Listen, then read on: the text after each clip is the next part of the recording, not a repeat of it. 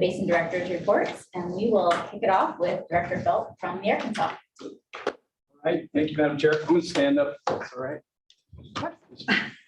Yeah. Remember- Can I stand too? Last night, I feel like I'm in the danger last zone. night, I was like, who's first? And she looks on her phone and she goes, I don't know, but you're last. And she's like, have another beer, you're last.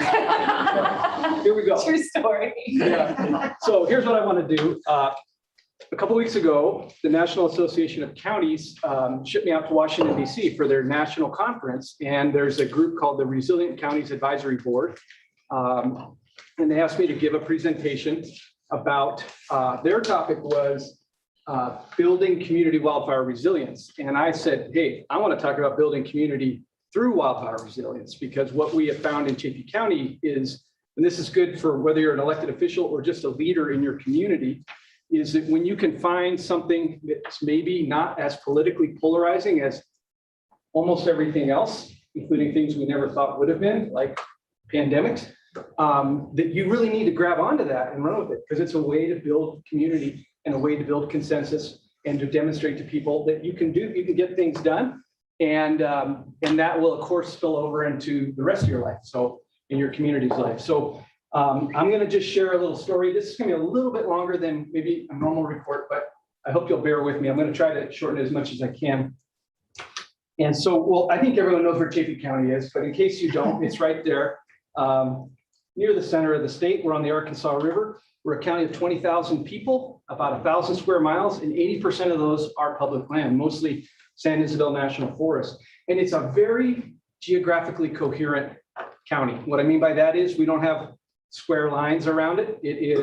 We have a square line at the top where we differentiate from Lake County, and a little bit where we differentiate from Fremont. But basically we have the South Platte Divide to the east, Continental Divide to the west, Rio Grande Divide to the south.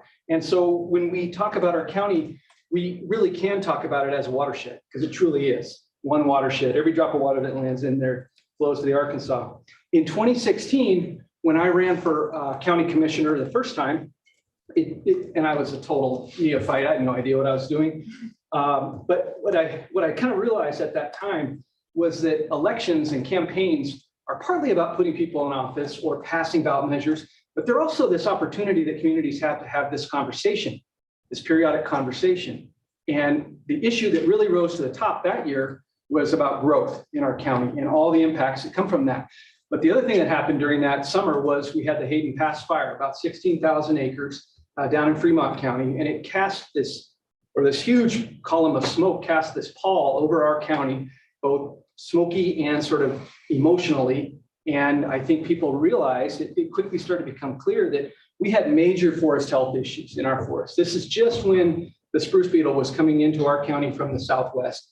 And we were just starting to see that the green turning purple at a certain sort of strata of the forest.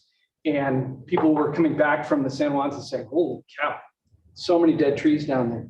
So we had infestations going on at almost every level of our forest. We had drought, obviously, in and out of it for 20 years or so, or 15 years at that time.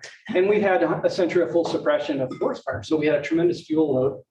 This is nothing new to any of you. Also, we had a lot of growth in recreational impacts, and we had a lot more development in the wildland urban interface. So we had a lot of things coming together. And as I moved through that campaign year, I said, we got to decide as a community if we want to have a conversation about conservation, because if we don't do it soon, it's not going to really be that important anymore. And so right around the time I got elected in 2016, a foundation came to me and said, hey, we're looking for mountain communities. We want to fund community engagement or community visioning and kind of help communities look through the lens of water, but try to plan ahead and do some facilitated engagement. And so we grabbed onto that, put together a team, and we created a program that we ended up calling Envision Chaffee County.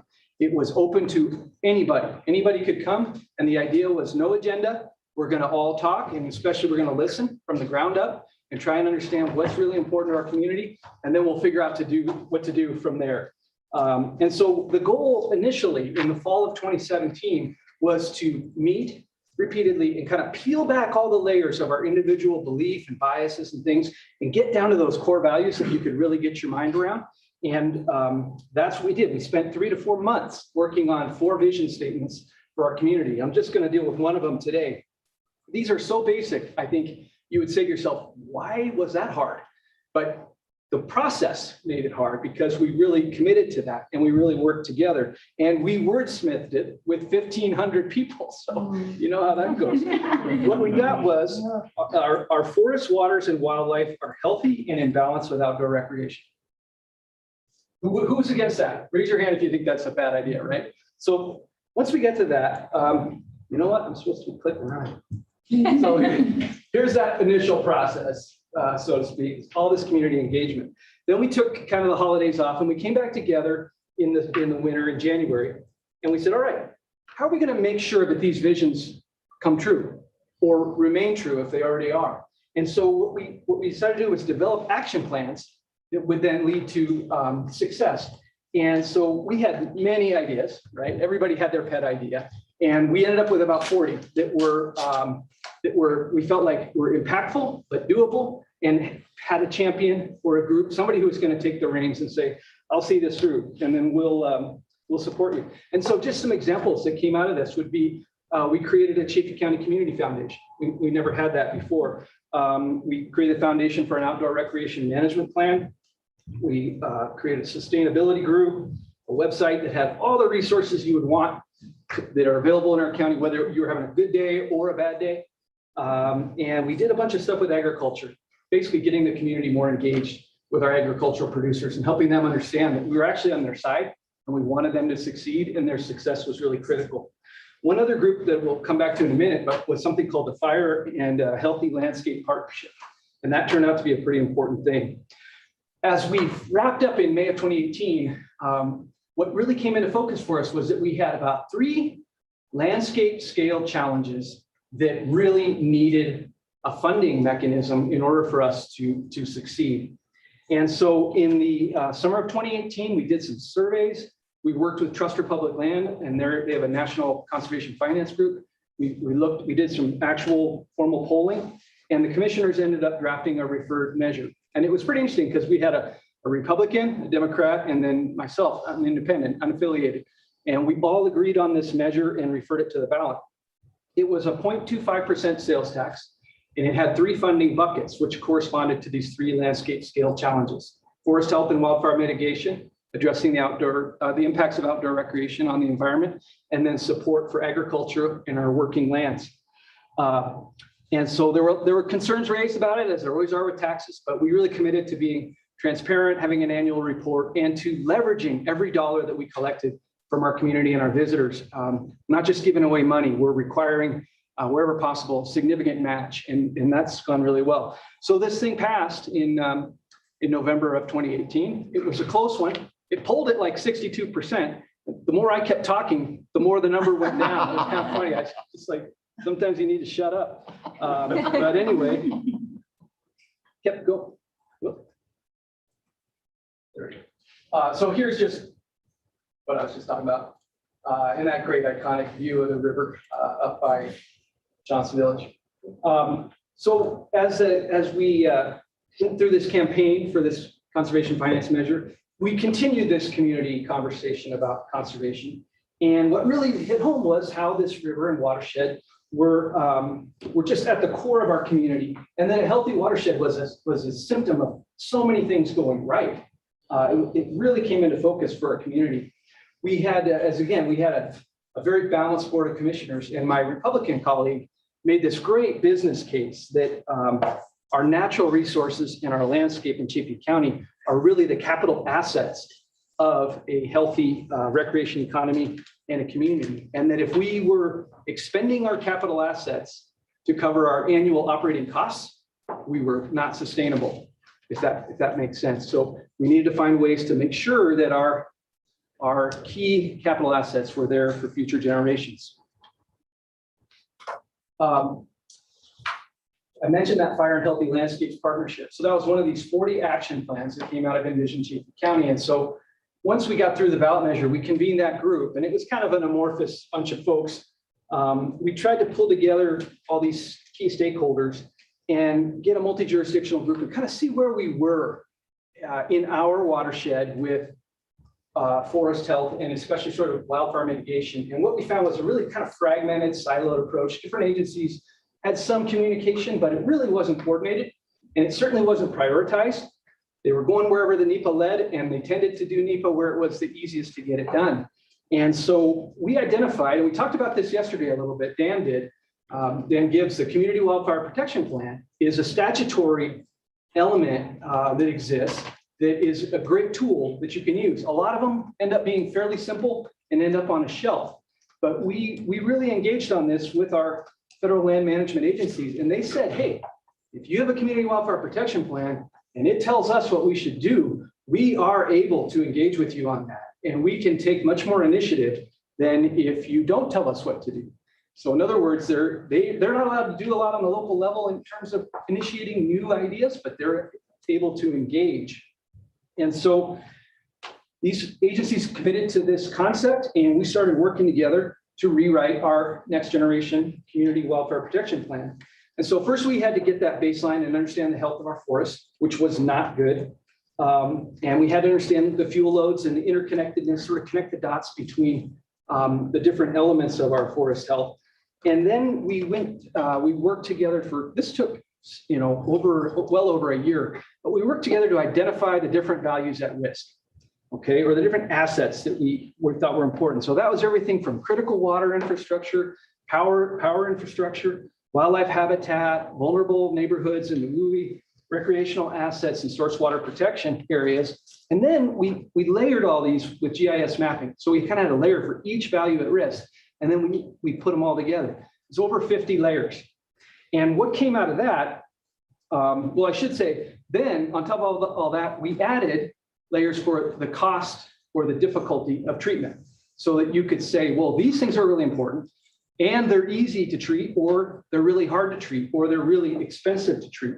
And as we added in cost, what we developed is this treatment priority map. And the areas in red are the highest priority, and then orange is the next step down, et cetera.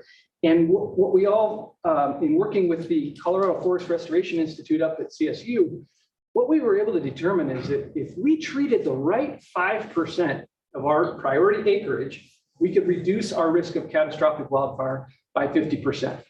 That was their analysis. And so this came to be known as the bang for the buck map.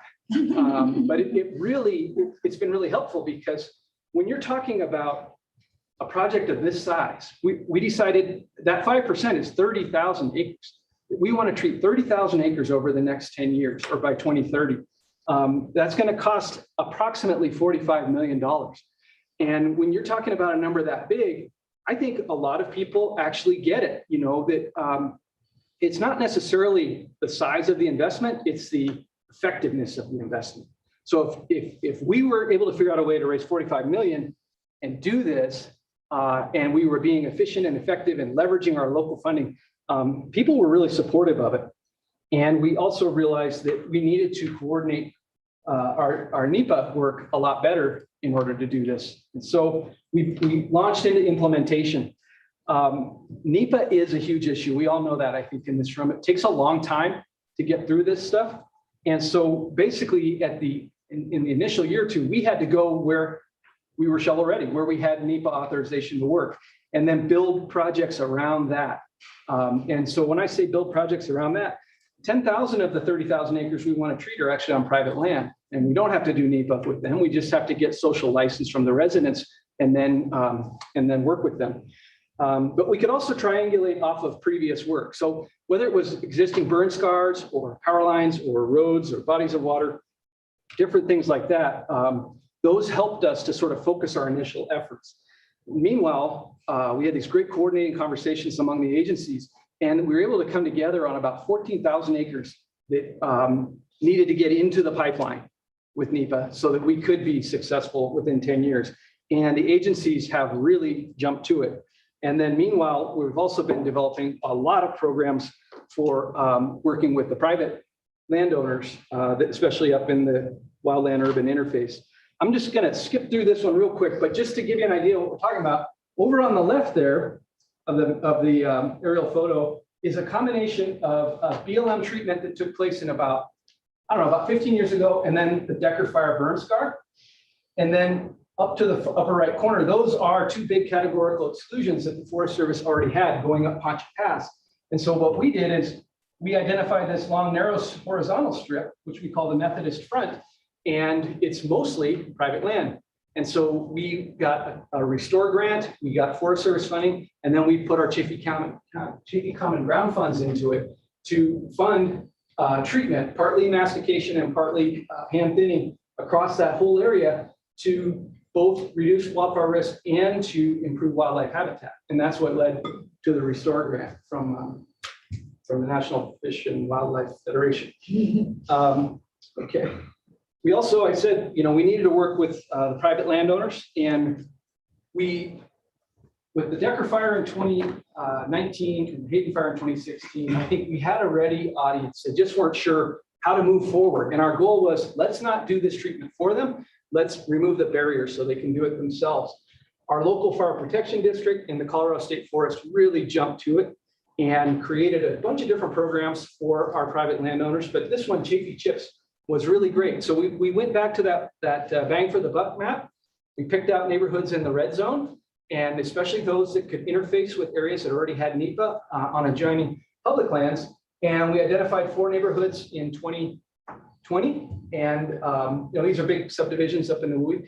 And boy, people came out in big numbers. We had about 200 landowners participate last year, about 500 pounds of slash, piles of slash. Some stuff we could chip on site. A lot we took to our landfill, where we had purchased about an $850,000 tub grinder that you throw trees in and just mulch comes out the other end. And then we sell that at our landfill. And so people drive in, dump their stuff, and then drive out with a truckload of mulch. It works pretty well. Our biggest problem is we've got way more communities or neighborhoods that want to do this than we have the ability to accommodate right now. So we're having to prioritize, but it's been a really exciting thing. And not only have we made these neighborhoods that were most at risk a lot safer, and some of them are working on getting that Firewise USA designation, but this ended up being a really empowering thing for these neighborhoods. People got to know each other that had never met before, especially when you got sort of second homeowners and people that come and go a bit more.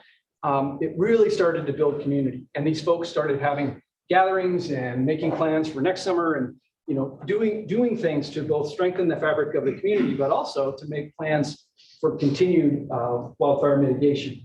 So this is just one of about 4 programs we're doing with the private sector. And then just to move towards the end here, what we found with all this is that you really don't have to generate that much local money to be able to have a huge impact and grab a lot of attention from the big funders who are out there. You know, this year alone, I think we pledged about $2 million of our local funding for forest health, but we are engaged in a number of grant projects that are looking probably to generate 10, 11 million match off of that 2 million. And we're also seeing, of course, in addition to that sort of more effective leveraging, we're also seeing the Forest Service, the BLM, and the State Forest leveraging off one another's efforts and being a lot more effective as well. So that, you can't even put a price on that, really. It is so important.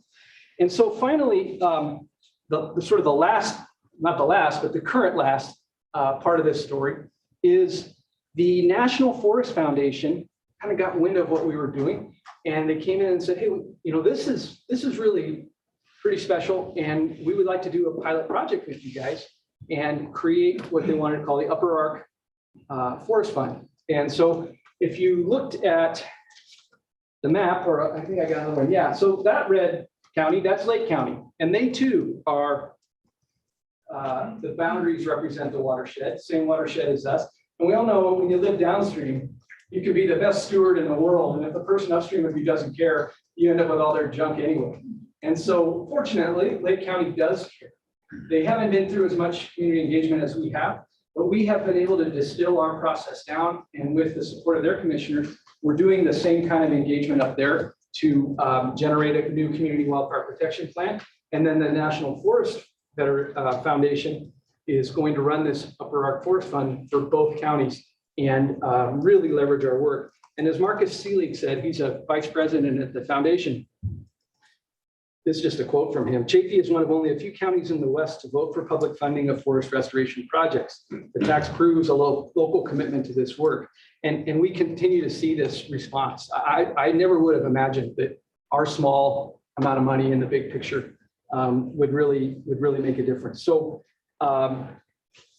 again, this is a work in progress. We're trying to get 30,000 acres treated by 2030. We're trying to raise 45 million. And we're ahead of schedule so far on our acreage and our money, which has been really cool. And, success breeds success. People are excited and we've got a lot of momentum going. But again, and this is sort of my meta message, get away from all those details, but is that everybody on this board for sure, and most people in this room, I think, are in a position to provide leadership to their communities. And again, trying to find things that people can agree on is a great place to start in this particular moment in history, because you wouldn't believe the things we're arguing about in Chaffey County right now. I mean, it's just, this is not important, but I'm really mad. Forest health truly seems to transcend politics. I know that's a naive statement, but it truly does more than anything else I've dealt with.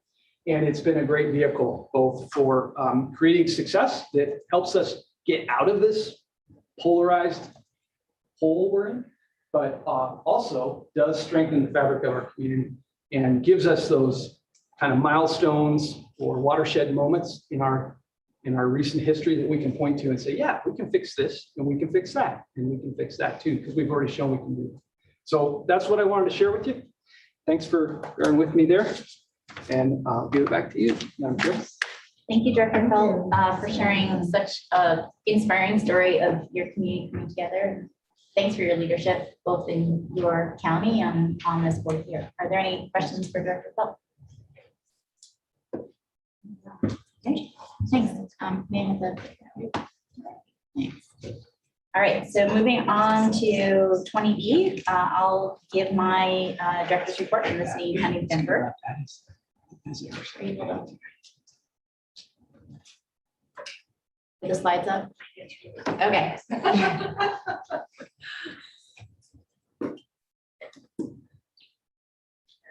All right, oh, that's not the beginning. Can we go to the beginning? There we go. So when I went home last night, I was reflecting on the really, in my view, excellent conversation we had yesterday around demand management. To me, the strength of this board is that on the one hand, we all come from different areas of the state. We all represent our communities, like Director Felt was just talking about his community. We all come with different perspectives. And what makes this board so strong is that we're able to bring all those different voices, those different perspectives, those different regional experiences into the room and put them on the table. And I'm really glad and grateful that we can have that constructive conflict, that we can talk about the different ideas that we bring to the table, the different things that we're hearing from the communities that we represent on this board. But at the same time, and this is to the story that Director Sakata was sharing from his father, once we make a decision, we are all in. We are in it. We are speaking with one voice as a board, whether that's about the decision that we've made as the CWCB, whether that's supporting Commissioner Mitchell in her role representing the state. We draw strength from each other. And I think when we can speak with one voice about the decisions and back up our leaders at the state level and in the broader Colorado River Basin conversations, that's how we can be most effective. So I just want to thank you all for participating in yesterday's conversation. And I look forward to continuing having tough conversations about really challenging problems. I really feel like we have a tremendous opportunity as a board to make a difference in our state, to make a difference in the basin. And I'm grateful that I get to be part of it with all of you. So with that, this is a really exciting week at Denver Water, and I just wanted to share with you some of the things that have been happening. First of all, just a couple of weeks ago, our campus was recognized by the American Council of Engineering Companies for its innovation and its sustainability. Our campus redevelopment project received what they call the Grand Conceptor Award, which is their highest award. And it really has to do with the way that Denver Water is trying to demonstrate its values, frankly, around conservation, around sustainability through our physical space. We also received the 2021 Leadership Award from the Mountain Region, from the U.S. Green Building Council. That building in the picture is our administration building. It's the LEED Platinum building. And I think most other buildings on the site are either LEED Gold or LEED Silver, which we're really excited about, and just, again, grateful that we get to work in that space. We are gradually welcoming our telecommuting employees back to our campus, back to the office. Yesterday morning, before I came here, we had a thank you breakfast for all of our essential employees who have been reporting to work throughout the pandemic. And so I got to see probably about 300 employees face to face for the first time in a very long time. And it was just a really good energy and a really great opportunity to thank folks who are operating our treatment plants, running our collection system, repairing main breaks in the field, making sure that our lead service lines are coming out of the ground and that we're taking care of our customers. So that was a lot of fun. And then in September, we will have all of our employees back, at least on a hybrid schedule. So again, it'll be nice to have more energy in our campus. An additional highlight this week, yesterday, EPA had a roundtable, which included representatives from the environmental community, the water sector, the public health community, talking about the changes to the lead and copper rule. And Denver Water was honored to be part of that conversation. A couple of our employees who are running our lead program participated in that important conversation about the future of lead and copper rule, which you've heard me talk about before. So right at the end of the Trump administration, the EPA adopted some massive changes to the lead and copper rule to get lead service lines out of the ground more quickly. And then, of course, the Biden administration came in and they said, time out, we want to take another look at this. So that's why they're having these conversations as part of a revisit of those decisions that were made to see if they want to stick with the rule as it was promulgated right before they came in, or if there are going to be changes to it. And then today, you might be wondering where Director Mitchell is. She's actually at Denver Water right now. We got a call from the Interior Department a few weeks ago asking if we would be willing to host Secretary Holland for a roundtable discussion. So that's what's going on this morning. There's a roundtable discussion at Denver Water with the Secretary and other leaders from DOI, the governor, I believe the Lieutenant Governor, Dan and Becky, and a handful of leaders from the water community from throughout the state are talking about a lot of the very same issues that we're grappling with. They're talking about the many challenges in the Colorado River Basin, what the federal government can do about it, what we can do as a state, and frankly, how we can work together. Obviously, this board has a little piece of that. Commissioner Mitchell in her role also has a huge piece of that. And we're just really honored to have the opportunity to have that conversation today. So hopefully we'll hear how it went when Becky returns to join us later today.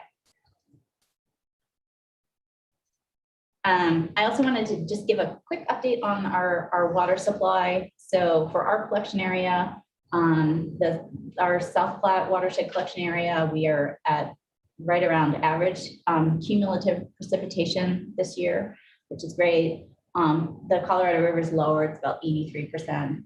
But one thing that's been interesting is to see that our customers really have responded when we've gotten rain. We've seen a dramatic dip in consumption based on the conditions, which frankly is what we want to see. We don't want to see people wasting water. We want to see all of our customers be really smart and thoughtful about their water use. And I'm pleased to share that that's what we are seeing, that consumption is down in response to, we've had a little bit of a wetter year. So that's good news, not just for Denver Water, but hopefully for all of us who rely on that resource.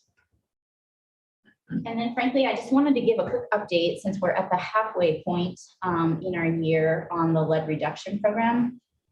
We are right on track with our lead service line replacements, right where we want to be. We're continuing to do inventories of properties across Denver to refine our lead service line inventory. We actually have done far more than 349. It takes a little while for the data to get through the QA/QC process. So that's going really well. And we continue to have a really high level of community engagement around this program. We've had a number of virtual events. We've had a number of in-person events. One of the things that I think we've learned through the pandemic is that having that virtual option is a great way for people who might not otherwise be able to make the effort to show up to a meeting. It's a great way for them to be able to participate. So for folks who have kids and who aren't able to get childcare or who just have busy lives, they can call in, they can join a webinar, and they can learn what's going on without having to have so much disruption. So that's something that I think we're looking to capitalize on as we move forward, is how do we make sure that we continue to be accessible, that we continue to engage our community in ways that is most comfortable for them. And we're also seeing continued really good trends from the pH adjustment we did last spring of 2020, when we were just starting the program. We had already seen a decline in our 90th percent lead level to 6.7 parts per billion. And then the second round sampling we did in fall of 2020, we were down to 4.1, which is really, really good news. And we're continuing to see those levels hold. So all in all, again, we're really proud of this program and grateful to all of the folks who are out there doing the tough work every single day in the heat and in challenging conditions to replace those lead service lines and make sure that we're taking care of our customers in the process. So with that, I'll end my report and take any questions. All right, seeing none, I will pass the baton to Director Dutton to give the Rio Grande Director's Report. Thank you.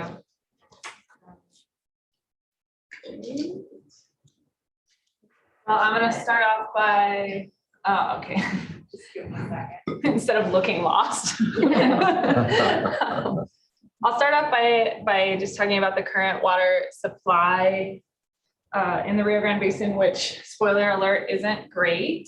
It's not the worst ever though, so I guess that's a high point. This is for Director Jan, if he's listening, this is a picture from my porch of a lovely summer day, and love to see those thunder and rain clouds building. Let's see, Is that looking south? It's looking southwest. Yeah, that D mountain is just out of the frame. Am I doing this wrong?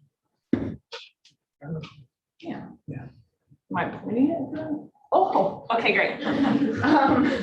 So I guess I'm kind of inspired by Director Felt to walk around and act like this is a college class we're lecturing here. So here, this is the record for the flows of the Rio Grande at Del Norte, which is the index gauge for the compact. And so that's where we measure it, and that's where, if we're talking about the annual flows, it's measured at the Del Norte gauge. And so you can see last year was pretty below average. We ended up at about 380,000 average. The long-term average has been 640,000, but when I added in last year and the projection from this year, it actually ticked down to a long-term average of 639, which you can see from the running average line that it's slowly ticking downward. And so our projected flow at the Rio Grande this year is a little bit over 400,000 acre feet. And so I wanted to really kind of key into what that means and how these flows are managed and administered by the Division of Water Resources in a basin where we live with compact administration and daily curtailment. And so This is a 10-day report. We get these every 10 days.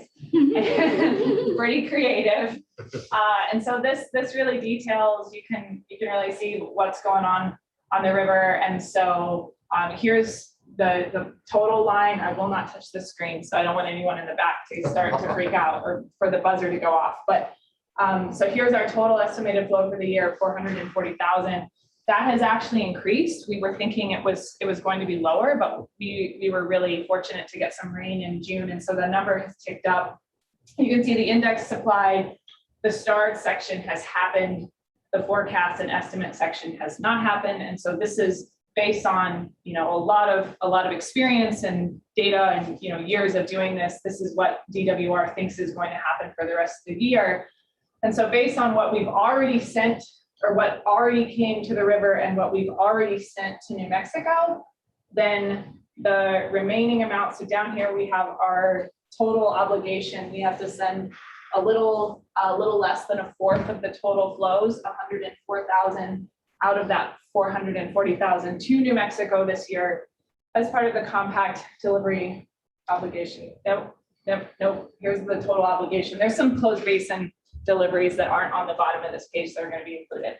Anyway, so native flows are going to be 104,000.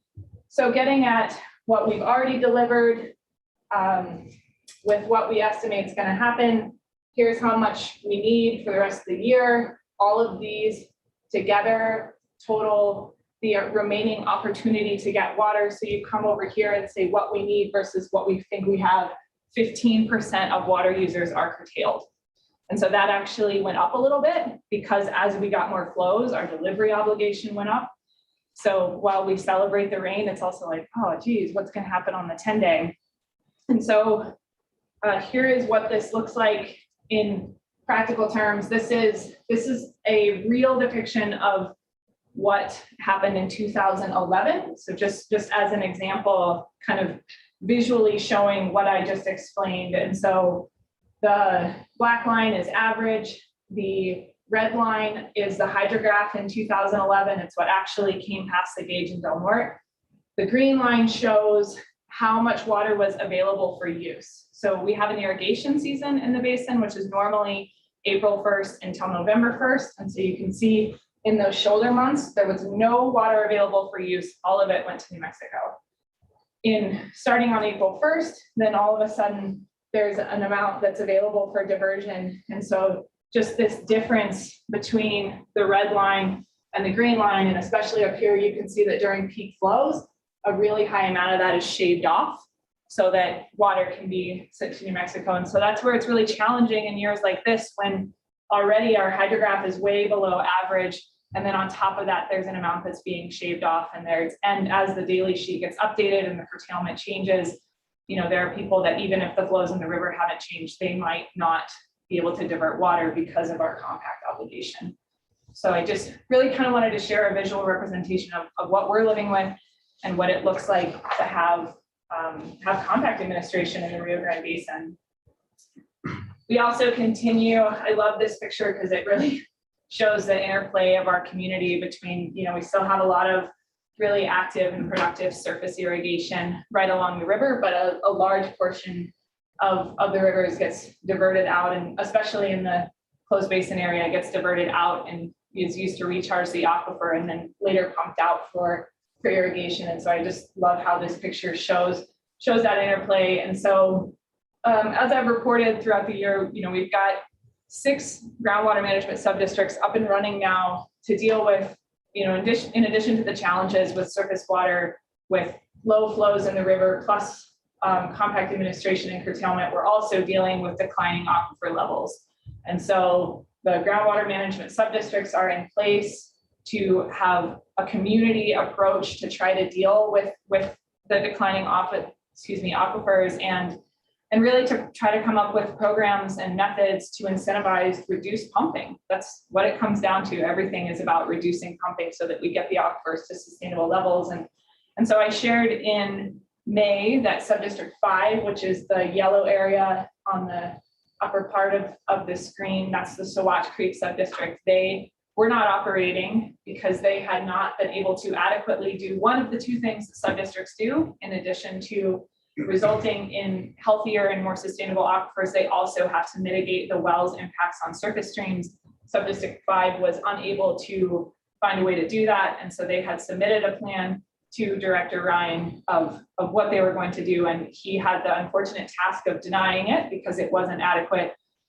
They have now challenged Director Ryan's decision, and so while that challenge is working its way through the judicial process, these guys actually can, through a provision in the groundwater rules, they can operate those wells. And so it's quite an interesting situation right now. And I would say that the positive of that is that it gave the 60 families in Subdistrict 5 that were turned off an opportunity to still have a crop and be able to make their land and equipment payments and not be totally out of business. And it also gives them more time to try to figure out a solution. But the downside is they have not yet figured out a solution. And so, unfortunately, they don't have something set up yet to hand to Director Ryan when this process is complete or next year. And so that's a very real challenging situation that the entire valley is watching and rallying around and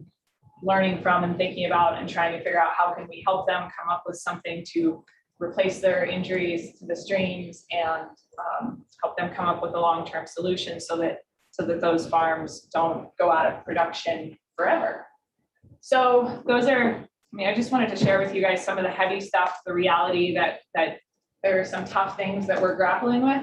There are also some really happy things. There are really great things that have happened recently. And so I am super heartbroken that Alex Funk is leaving us because I was really excited to high five him and share. Oh, there you are, Alex. I am going to high five you. High five. See you there. So Alex and his team, but really Alex as the lead on the project for CWCB helped the Rio Grande Water Conservation District successfully submit and receive a BOR Water Smart grant. And so that grant is going to help our community try to figure out how to set up a water market or a water bank or, we're working on the words, but it would allow us to pretty much do the things we think about, but haven't figured out how to do yet, which I guess an example is our Conservancy District has acquired and changed water to augmentation, but I would say smartly have not allocated all of it yet. We, kind of have a plan, but in the meantime, we have wet water that from year to year, we're making available to the sub-districts for their depletions until we need it for our augmentation program. And so we're really excited about this Water Smart grant because I think will help the community figure out ways to do more of that sharing and really think through in a future where we know we have to take land out of production. We have more water being used than we can sustainably supply every year. And so we know there needs to be a balance of that use and supply. And so how do we do that in a way that's smart and organized and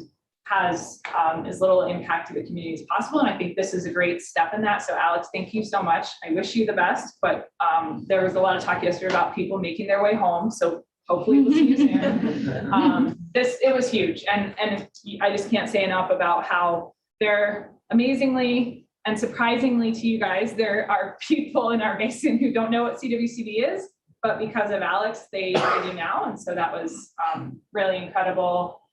Adams State University is very excited to announce that they have successfully put together a water minor. And so students at ASU can now get a minor in water, and the public, if they are interested in auditing the course and just listening in and learning for $125, you can listen to the water courses and not get a minor, but still learn. So kind of a great effort there.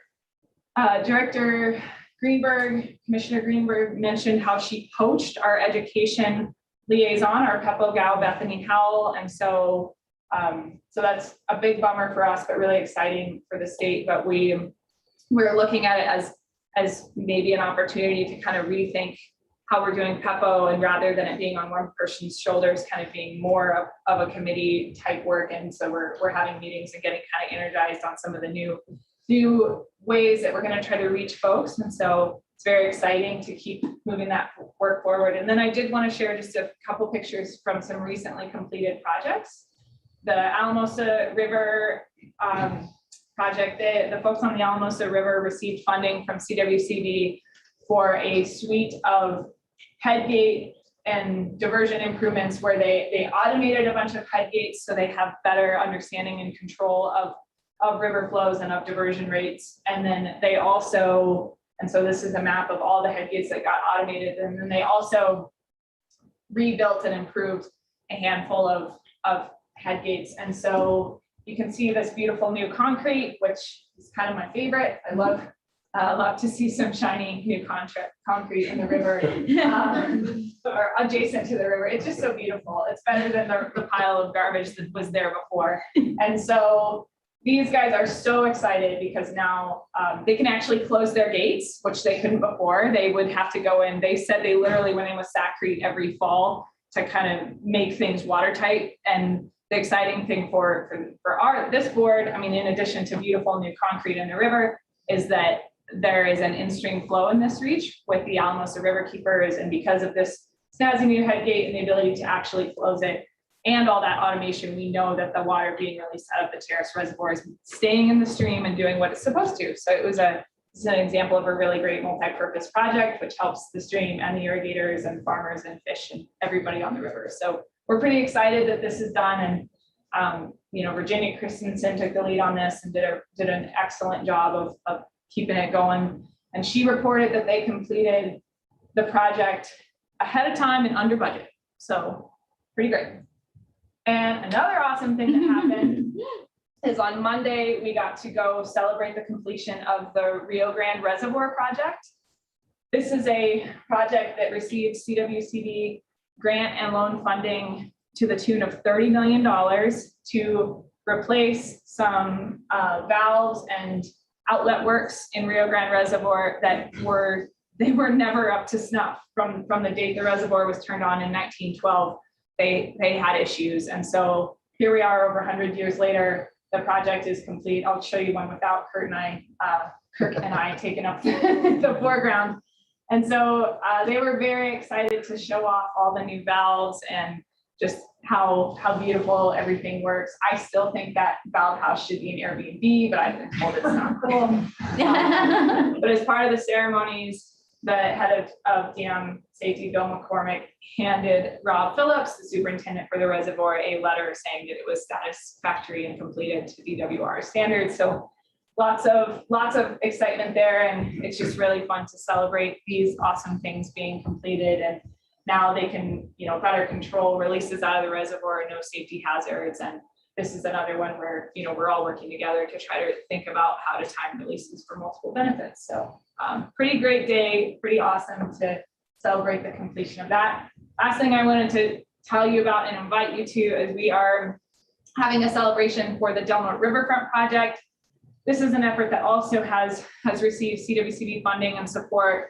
And so I sincerely hope that as many staff and board members will make the trek down to what's likely to be a very fun day. And a check for, I was like August 20th, but maybe I should read before I misquote.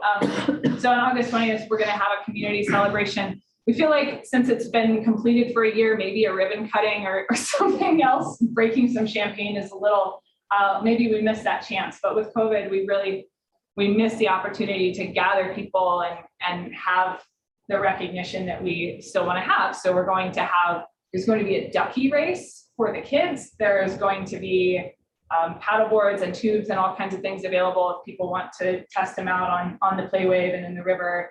And then of course it's the valley. So there's going to be a lot of great local beer and recognition. And so I sincerely hope you guys will come because it's nice to, we have the hard conversations, we have to deal with some heavy issues, but there's also a lot to be grateful for and happy about. And this is one of those things. So that is my report.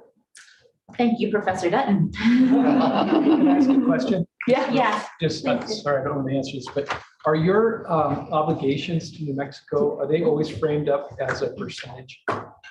So no, I will send you the graph. I should have included it, but I just didn't want to get too in the weeds. The compact obligation kind of looks like this. And so at lower flows, there's more that we get to keep and less we have to send down. But as things change, it is like a cornucopia. Gotcha. And so there's a curve that is part of the compact where it changes based on the flow rate. Makes sense. Okay, thanks. Thank you. Any other questions for Director Dutton? All right, seeing none, we will move on to the Ample White. Director Brown. Thank you. Well, that sounds like a really great concept for a compact, doesn't it? So I don't have a presentation today because I was privy to the fact that two other directors were going to take a lot of time. Prepare yourselves because I'm going to take 20 minutes. I would like to start off by thanking Rob Veal.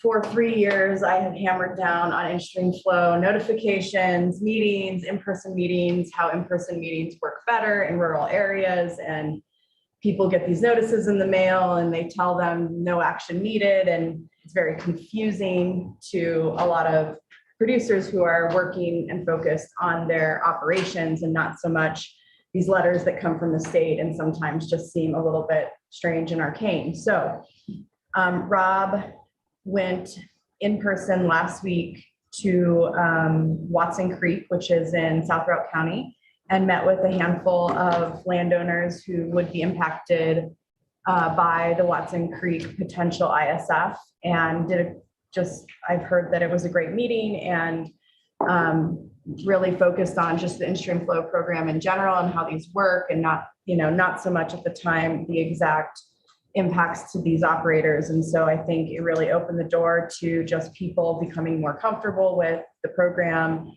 itself and knowing that our staff is willing to travel. And that's a big deal. And I know that BLM was there. Oh my gosh, I just forgot his name. Rob. Roy Smith. Say it again.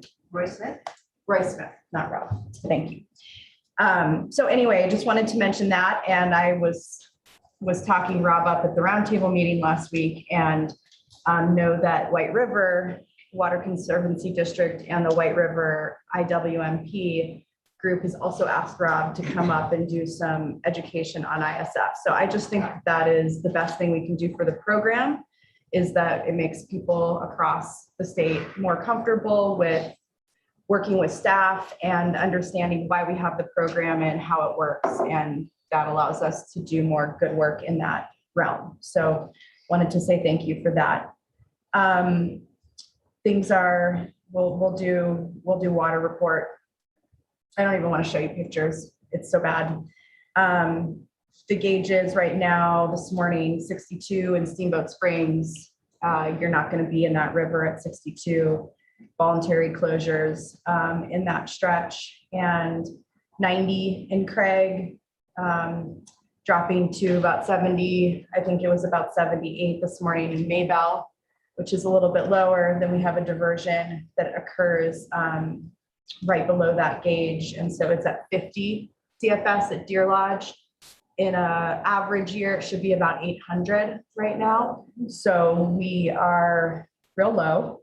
And I know that, we're looking like everybody else is in the West at just the amount that how dry our soils were, contributing to a large part of the flow forecasting that we were, that maybe we would have done in years past, but how those were different this year with the amount of water that went back into the soils.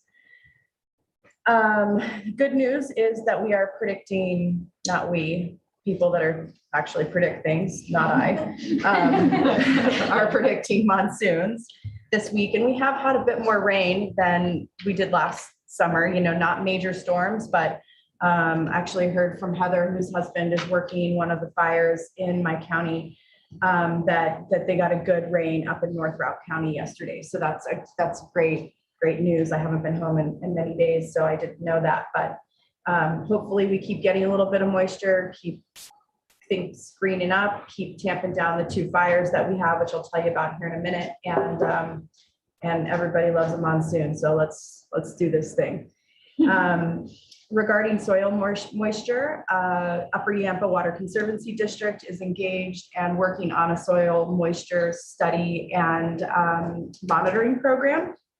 And in September, when I give my 2-hour presentation, I will talk more about that and give you a little bit more detail and maybe some pictures and a song and dance while I wander around whatever facility. So, speaking of Upper Yampa, they are with different stakeholders in the valley working on implementing the new statute for 5 and 10 so that we can continue releasing out of Stagecoach. We will likely see some of those releases out of Stagecoach this year, along with some potential, some creative work that the large water users, including Upper Yampa, the Colorado River District, and potentially some other folks like Tri-State can do some sort of relay to keep the water in the river and keep the fish happy and just try out some different management strategies. But we're working through the details where the devil always lies in that right now. So hopefully we'll have some good news to report and be able to just keep things not super dry for the rest of the summer. So prepare for pictures of that in September. Also, White River, they're doing some awesome things up there. I know some of you know Alden Vanderbrink. He has been working very hard on an intergovernmental agreement that does the same sort of thing, looking at river management ideas and how the different water conservancy districts and water managers in the area can work together for just a better river management strategy. So definitely shout out to him. If you don't know him, he's the district manager up at Rio Blanco Water Conservancy District.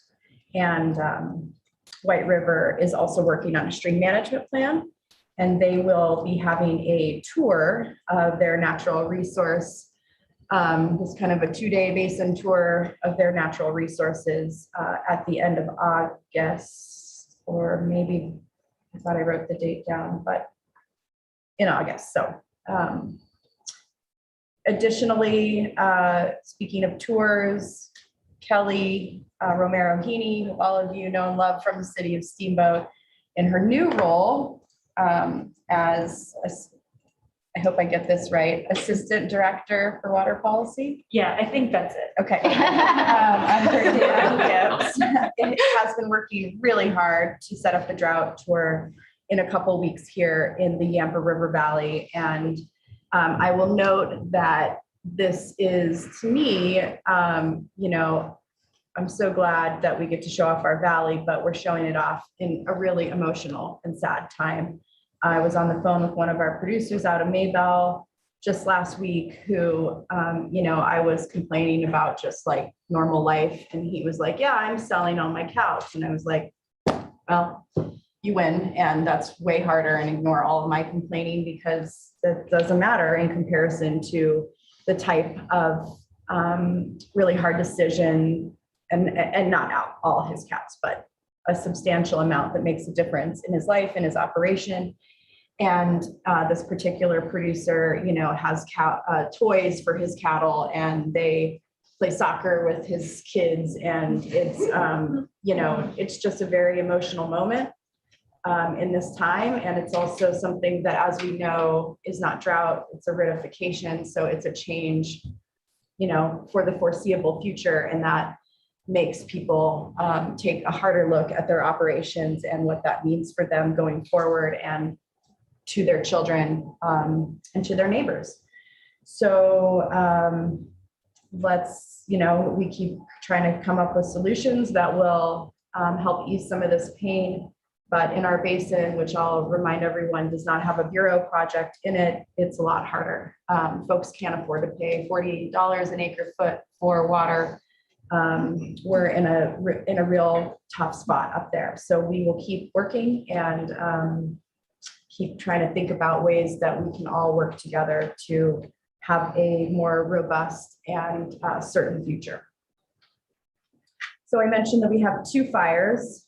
One is just south of me where I live, about 10 miles as the crow flies, and that is the Muddy Slide Fire. It started about a month ago. It's 4,000 acres, about 70% contained, thanks to the moisture that we've been getting and the amazing work of the 200 firefighters, which has been tamped down from, I think at some point it was around 500 or 600. And, you know, the constant buzz of helicopters above us. And so we're looking at containment probably in the fall because it'll keep burning. It's an area that probably needed to burn. It's been, you know, rough times. Lightning likely started that fire. So we're grateful that it's at 70%. But of course, as we know, if we have any September, August like we did last year, who knows? The second fire is Morgan Creek, and that's up in Zirkle area in North Route, and that's about 5,500 acres. There's 400 personnel on that, including Heather's husband, Tanner. So shout out to him. Thank you, Tanner. He's not listening. Really? No internet up there, Surprise. huh? Weird. Get rural broadband up there. And that it's not contained, and estimated containment date right now is September 1st, but we shall see. So just, you know, I'll make one quick note that I recently read an article about mental health of firefighters and how much they experience in their roles for us, and especially wildland firefighters. And so, you know, important work similar to the post-traumatic stress syndrome that folks come back from war with. And, you know, so this isn't, I know there's a lot of adrenaline involved and people love to fight fires when they're a wildland firefighter, but it's complicated. And when you spend your life doing those things, you know, it impacts everybody, your family and your mental health. And so just keep that in mind when you meet those folks and see those big numbers exploding all over the West of the thousands, tens of thousands of people that leave their families to go do this work on our behalf. Good news, leafy spurge float in the lower Yampa. This is really exciting. Below Craig, we have a stretch of river on the Yampa that has, you know, been a contender for wild and scenic for about 15 years, but so has those outstanding values, but is not wild and scenic. But there's been a lot of groups, BLM and Friends of the Yampa, who have been putting in new campsites and working hard on how it can become an asset to the Yampa. It's about 36-mile stretch. And I was lucky enough to do some guiding with a team of leafy spurge biologists down there. And our leafy spurge weed problem is really, really bad. It's really bad. And it's bad across both Moffett and Routt County. And we're working on it, but it's a very hard weed to control, especially along the waterways. So that's something our Basin Roundtable has funded. This ongoing research project, which is really beginning as a mapping project, so that at least you know where you have to start working on these really tough problems. And hopefully we're trying some bugs and some other things, but it's just a really hard one. But the good news is that this is a great recreational asset. It's beautiful down there, and we're working on it. Yampa Fund, we have continued in our second year of grant giving. And again, thanks to Kelly she was our chair of the Yampa Fund for those two-ish years, and she did an excellent job. But I just wanted to highlight 3 projects that have received funding. And that's the Yampa River Corridor Project, which is in Moffett County and really helping the city of Craig up their recreation and game in the Yampa River down there, and boat ramps, and just making it more accessible. And I think it's going to be a great project overall. So we funded that. We also, of course, funded by environmental releases, and we're going to see those, like I was talking about this year. For the first year, we're actually looking at releasing out of Elkhead 2, which normally it has just been out of Stagecoach. And the other one that I'll mention is that we funded the Oak Creek Greenway, which is just a project to try to bring the town into this small creek that runs through the town of Oak Creek and really make some new trails and beautify the creek and kind of get it back to its natural floodplain a little bit. So that's exciting. That's all I have. And thank you for listening. Thank you, Director Brown. Are there any questions? Oh, I have one. Yes. Director. Who is hosting the drought tour or putting it on? What organization? Just Take you? that, yeah. Okay. No, so it's Department of Natural Resources, CDA, Department of Ag, and then our local hosts will be the Community Ag Alliance, the Basin Roundtable. Okay, great. And I think Upper Yampa is sponsoring a dinner too. Yeah, Upper Yampa is sponsoring a reception the night before. Awesome. Any other questions? All right, seeing none, we will move to the Colorado River main stem. Director Schwartz. Thank you, and I will be short. Because we have had, again, thank you for everyone's presentations, so informative, so helpful, and hopefully these presentations will serve as a resource to the state.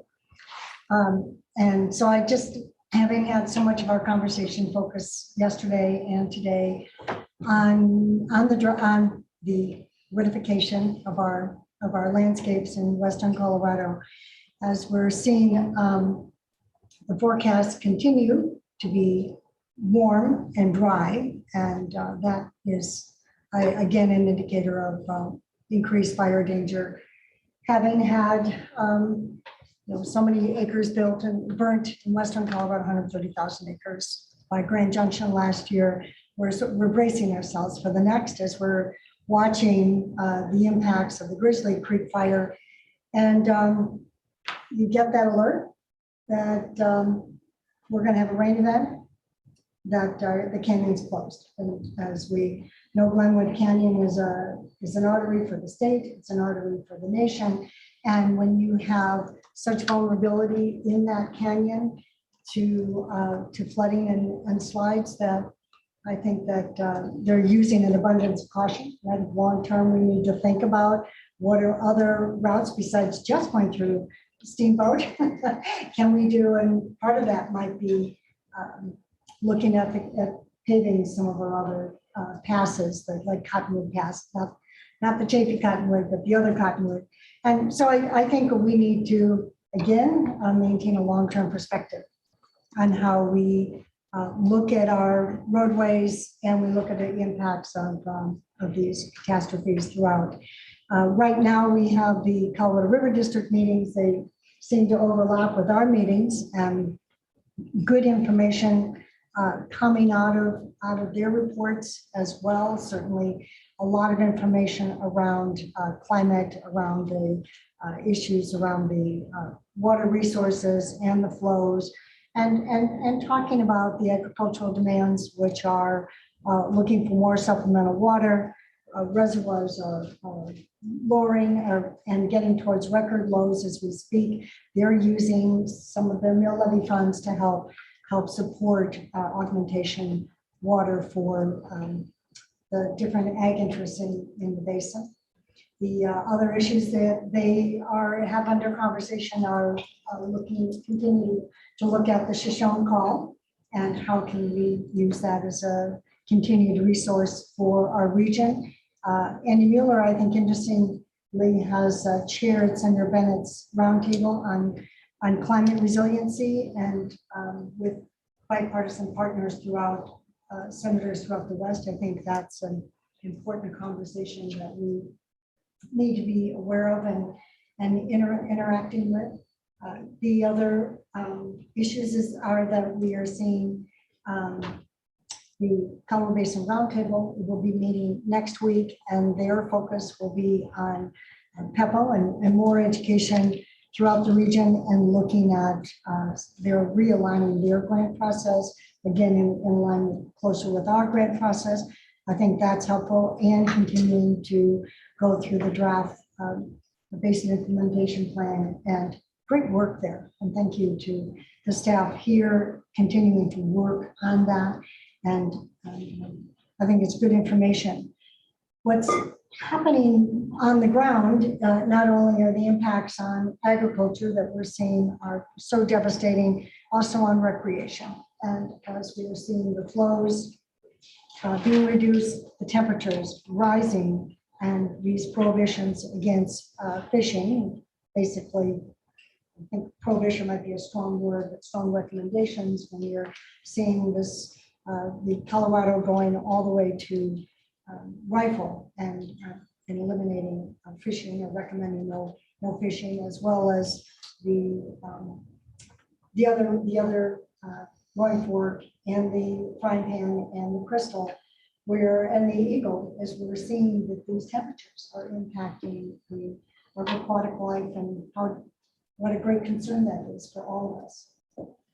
I just wanted to bring together some greater awareness around the fact that we need to have a regional conversation. So I think that pursuing a regional partnership along with the efforts of with DNR, I think would be a great next step for our immediate area, and that would be the Roaring Fork and the Colorado River, that regional conversation, because what we're not finding is our water providers, our municipal water providers are not elevating the awareness locally around water use. And that is a concern, that we need to have more information. I think the PEPO work that the Roundtable will do in conjunction with the Roaring Fork Conservancy, I think that there's some opportunity for some leadership. So bringing together recreation community, bringing together municipal water providers,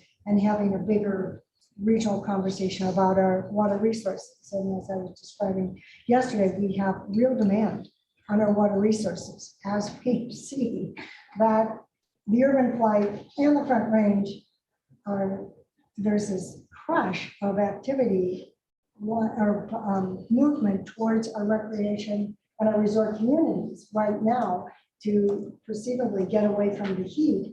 And it's a real concern, because we have an absolute crisis on our hands when it comes to our workforce and it comes to housing. And we just, it's not sustainable.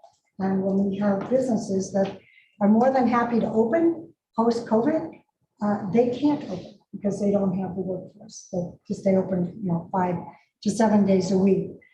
So regionally, I think we have a lot of issues coming together. Pressure on the river. We have access to the river that really needs improvement, and discussions around infrastructure and how we can support an experience that is something that would be more comparable to Arkansas and other rivers in the state.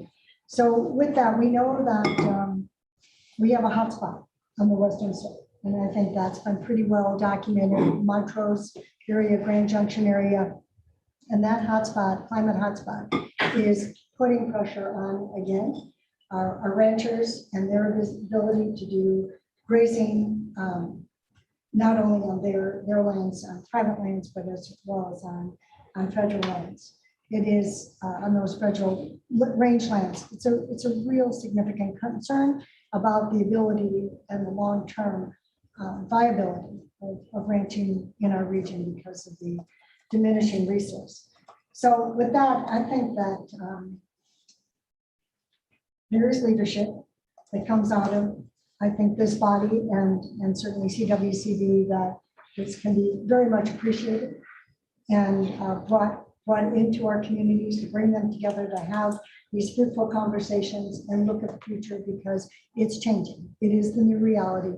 How can we best identify the resources and prepare ourselves for sustaining our community and sustaining our industries, both recreation and agriculture. And also, I want to just do a plug for our next steps on demand management, whatever we're going to call it, but what on demand management, that there's strong questions around the feasibility. I think it is our time to demonstrate that this is a tool in the toolbox among other tools, but really demonstrating leadership and bringing in our partners in the River District and on the roundtables and taking a step forward with with your input in this. So with that, I will just close my report. Did we show anything? Yeah. Oh, sorry about that. Well, okay. So, is that it?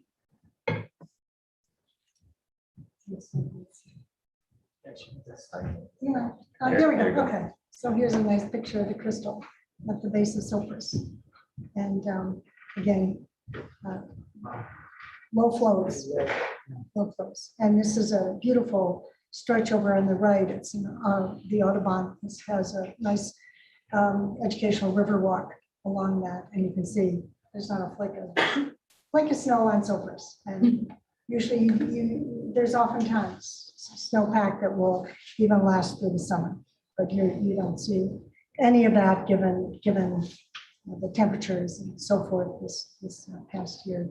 And then, of course, there's the iconic, who can debate that we don't have the most beautiful landscapes in that.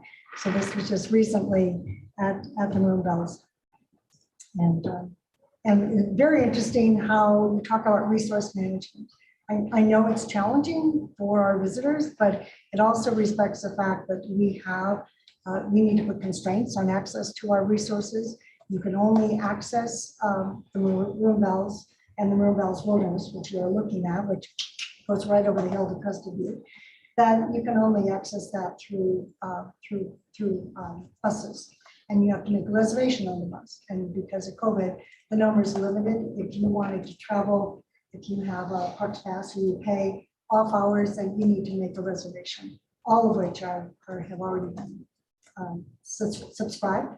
So we know from a recreation standpoint, our trailheads and our access to the backcountry, along with our rivers and our reservoirs, are just being overwhelmed with demand for people to have access. So stepping up our ability to manage that impact and have infrastructure and oversight is critical going forward. This has, I think, created a problem because everybody that comes to Aspen goes, what time do the bells ring at Maroon Bells? Well, that's actually these peaks, and you can't get there because there are no seats on the bus.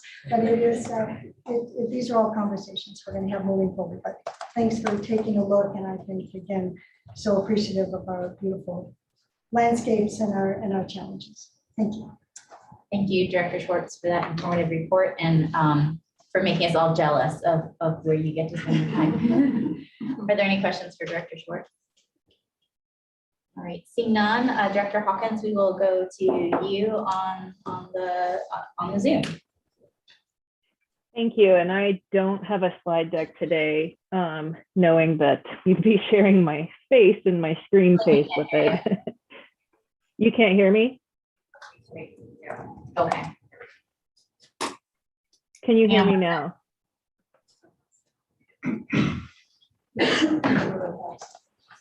You can get, because there are no seats. Can you guys hear me?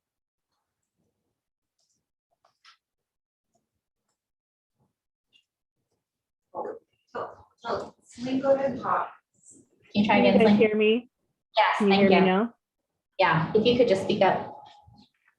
Absolutely. Well, I will start today by thanking the staff and the center for putting together the hybrid model of the meeting. It's actually been quite easy to follow what's happening in the room, and I hope that will be the same for those that are watching on YouTube or using Zoom to call in. And I thought it might be worth taking a minute to say that it's awfully hard not to be there in person with you all. But it may be important for others in the state to hear that some of us are still in this sort of complicated situation of navigating the pandemic and caring for vulnerable people like young children, and that our reentry into these kind of meetings is still a bit complicated. And so it's just going to be really critical for us as a board to maintain the virtual accessibility for those that are going to need a bit more time like me to be in a big meeting, and especially for people who are doing this for volunteer service. feel like my whole life is a risk analysis right now for my little guy at home.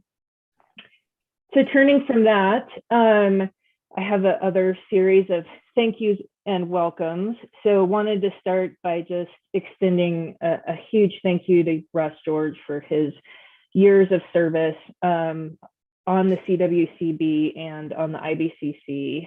I really think of Russ as a model for not only excellence in natural resource management, but just in being a human being and a person. It was such a pleasure to be able to serve for years with Russ, and I wish him and his family the absolute best as he focuses away from us for a while. I also wanted to thank Amy Beatty, Alex, Alana, and Chris Treese, who's been consulting for the Southwestern District, for their service as well. And welcome Steve Wolf, who is our new general manager for the Southwestern District, who's now here and on the job, as well as Jen, and really look forward to working with you all. And then wanted to let everybody know that we have an event coming up in September, which will happen before our next board meeting. Water Education Colorado will be having their award ceremony, and a couple of folks from my basin, Mike Preston and the late John Porter, are going to be honored with the Diane Hoppy Award.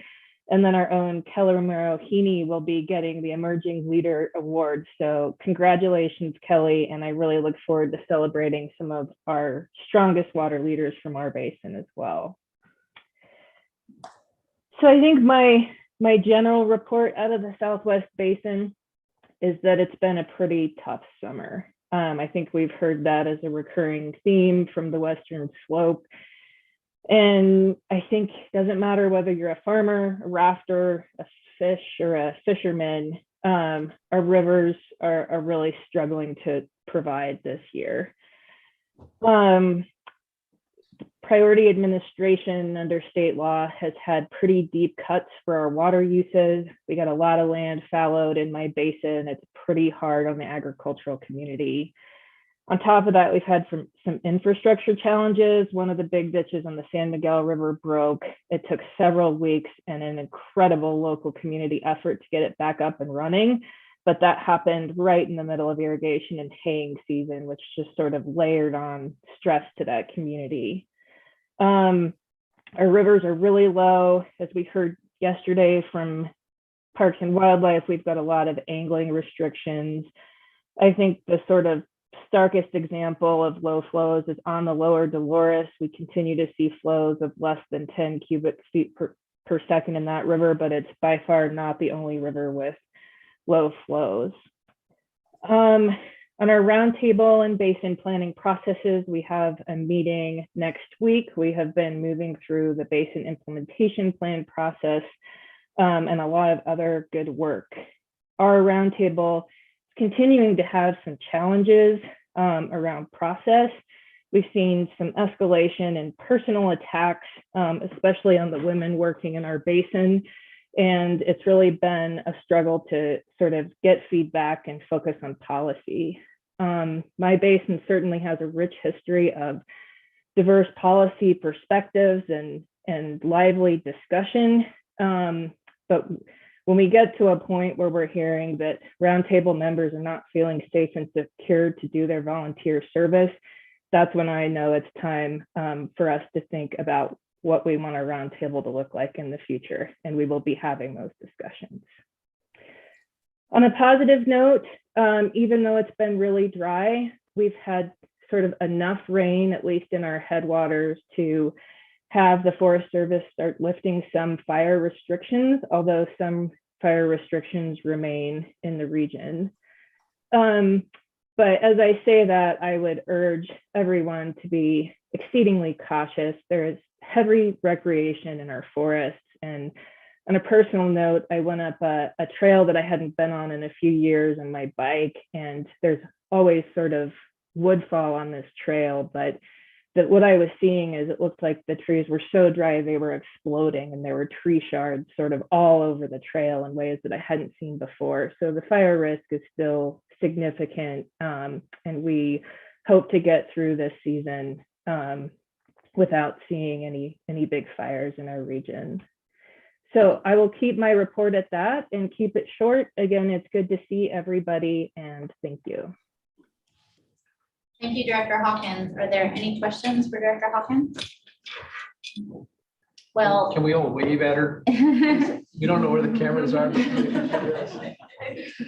We're so glad you could join us remotely and you're here in spirit, and we look forward to seeing you when we see you, hopefully in the not too distant future. All right, moving on to the Gunnison, Director Anderson. Thank you. I've got some slides here. Okay. I might just start with what the releases from the Upper Basin reservoirs really look like. Flaming Gorge to release 125,000 acre feet means the reservoir will drop some 4 feet. That's over above what it would drop anyways. They produce power there. Navajo with 20,000 acre feet drops 2 feet. Blue Mesa, it's at the point in elevation where the upper end is very shallow. So to release 36,000 acre feet will drop it something like 8 feet.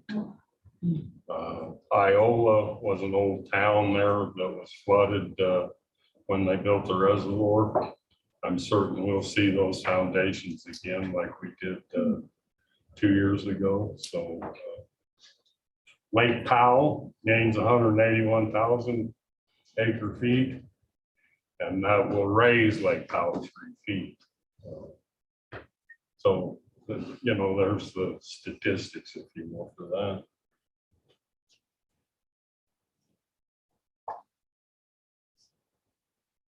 So what am I doing? Point it, like just point it or start pointing it around. I tried that way and it worked. Yeah, that way works. Oh. There you go, too far. You know, I have a habit of always showing you guys the drought map, but this is a week old. Unfortunately, the revised edition this morning doesn't look any different. So Western Colorado is definitely in a drought. For my association, we're operating the system at 80%.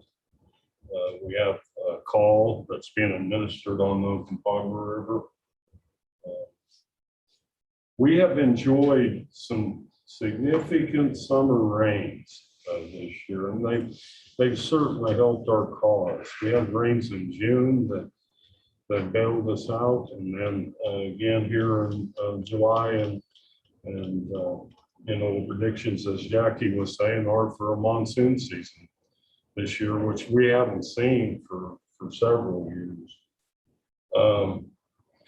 Even though my association's in good shape, our neighbors in the North Fork and certainly up Surface Creek are not near as in good shape. I do have good news that the peach crop there is down, but still looking fair.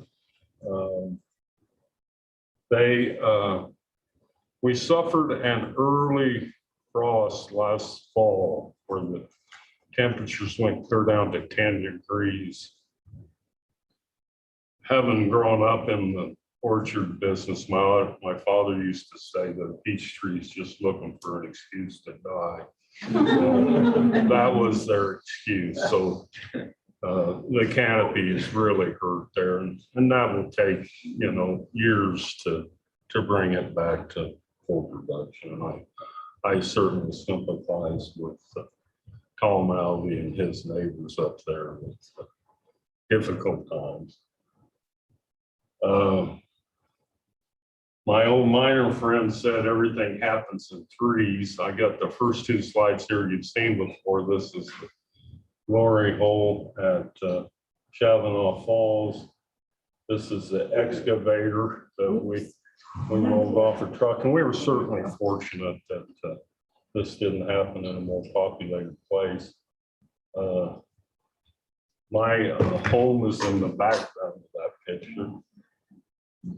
And this is a bridge used to carry water. We had a flood in Chavanaugh that was pretty significant. All this is happening close to the CQ lateral, which delivers water to my farm, and of course other farms on down the road. This would, it caused a significant amount of damage to the road. Our canal did not fail. It was in place, but the water they had 3 inches of rain here in something like 15 minutes, according to people that live there. It just flowed over the canal. And of course, you know, you can see what it's doing to some of the crops there. You know, that corn doesn't look quite right to me. And here's a container that's stuck under the bridge. If I was in that loader, I'd question how smart this is to be hanging on to this thing, but they did it, able to drag it out. There's another cornfield in the background that's taking a hit. This is down, Coal Creek flows out the tail of Chavanaugh Valley, and it's actually our canal, M&D, our largest canal flows through there. This is down at the diversion structure for that, the continuation of M&D. You can certainly see we've changed the geography there in a hurry. That's the end of my slides there. I got several things I'd like to tell you about. We had our roundtable meeting this past Monday. There were no grants that we looked at. We did, as a roundtable, approve the code of conduct. I guess a couple of my thoughts about water and the emotion and the passionate feelings for it. My understanding of Colorado water law is that the water is owned by the citizens of the state of Colorado, and you have a right to use that water. But let me tell you, from all my ditch riders' perspectives to the farmers in my valley, it's their water. They own it. My water. Even my ditch riders, it's my water. And it brings all that emotion and passion to any subject you deal with. And we have not had any issues in the Gunnison Basin roundtables, but those conversations and the conversations we have here, they need to be held at that higher plane. And I certainly agree with it. We did, as a roundtable, approve a statement on demand management that I'm pretty proud of, and Vern was represented it yesterday. Certainly some well thought out work there by the people on that demand management committee, and I salute John McLeod for putting that together. A couple other things in the basin. Jason Ullman is now going to be a deputy to our state engineer. Kevin, if you were going to poach somebody, you picked the right guy. My apologies to you. I have nothing but the highest respect for him. He has done a great job as assistant division engineer there, and my understanding is he's going to be dam safety and your water measurement and technical stuff. Jason assured me that I know his phone number and I still use it also. I'm certain I will. One of the things that Jason really worked out for us is a Gunnison County spreadsheet we have. It's on Excel, and it provides the basis for water in the Gunnison portion. And also we developed one for the Uncompahgre River. And those things are used daily by all the water users there. I did want to talk about the Gunnison accounting. And I understand, Kevin, you were involved with this as was the Attorney General.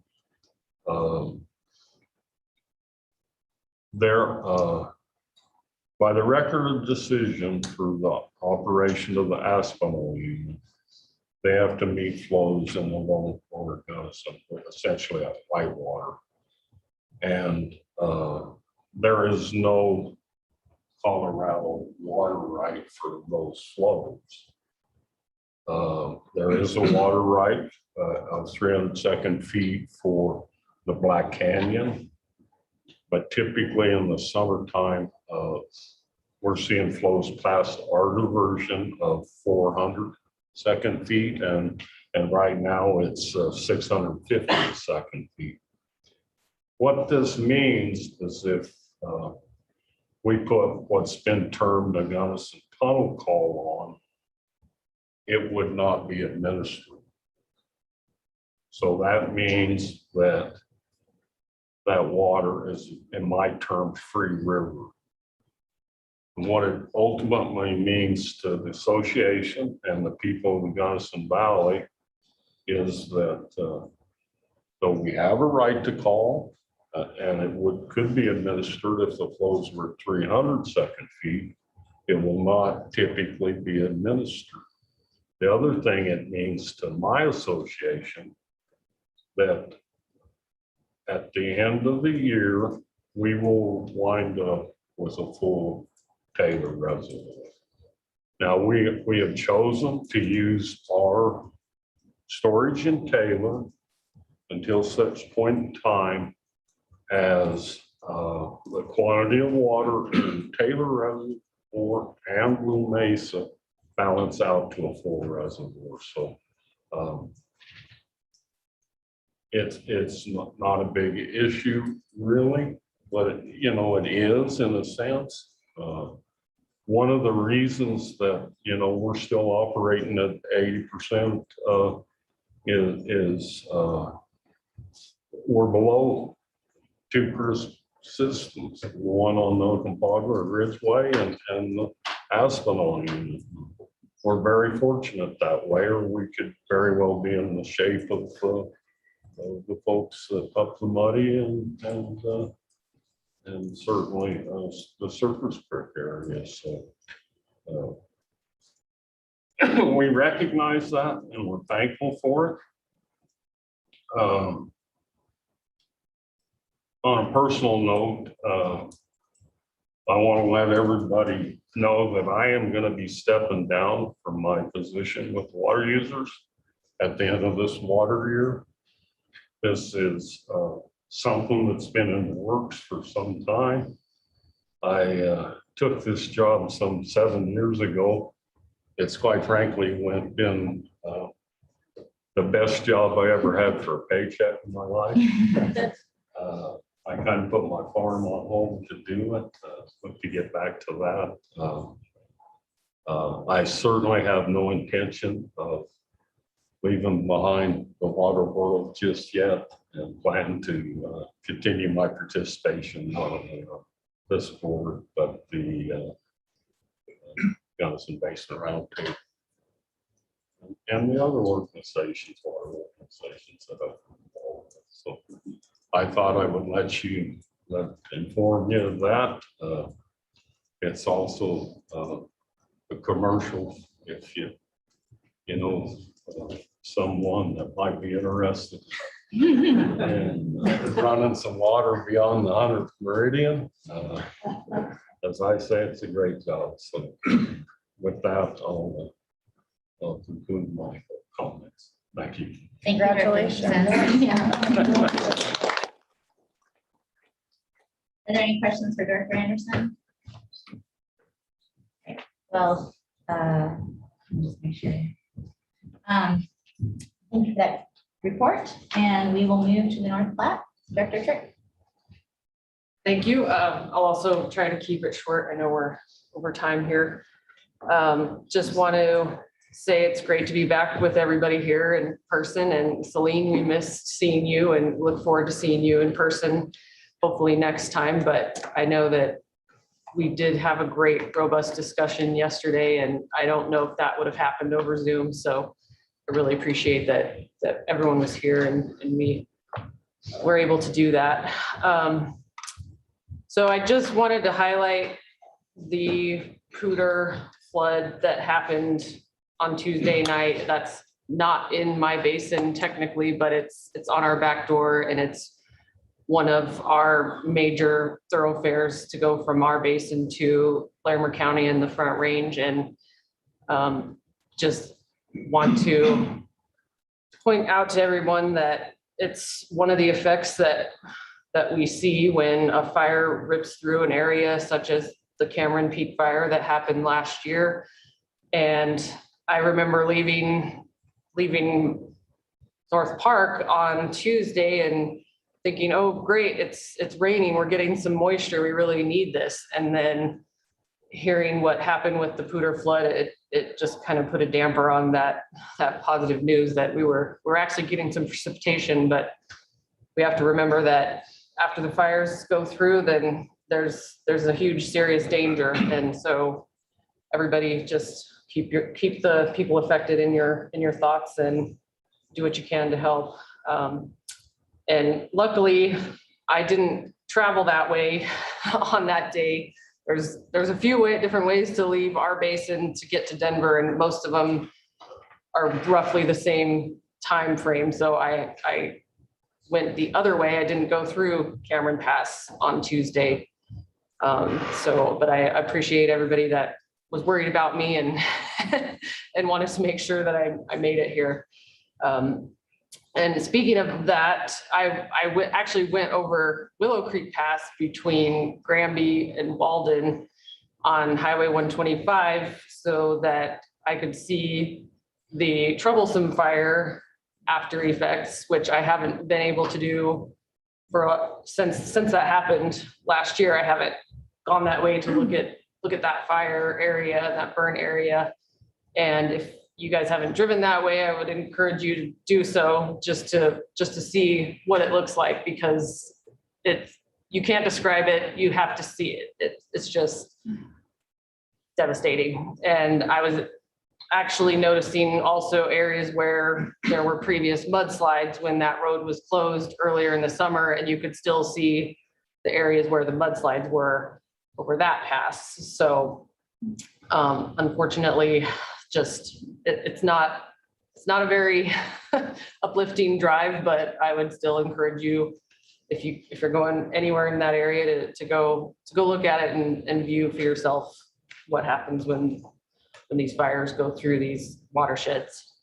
I won't also harp on the other Morgan Creek fire that Jackie already mentioned, but it's between our basins. Essentially, it's about 2 miles from our county line at this point, that she mentioned earlier about the size of that, about 5,000 acres and zero containment.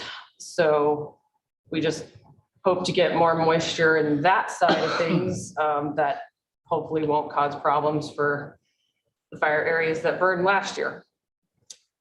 So in the basin itself, just in sort of the same vein that most people have been discussing, it's been a really tough summer. We've had shortages.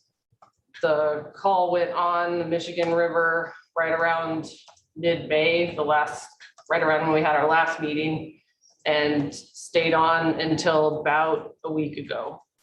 So everybody in the basin was dealing with shortages. There were some producers that didn't get water at all until about 2 weeks ago when the call went off. Walden Reservoir started releasing on June 14th.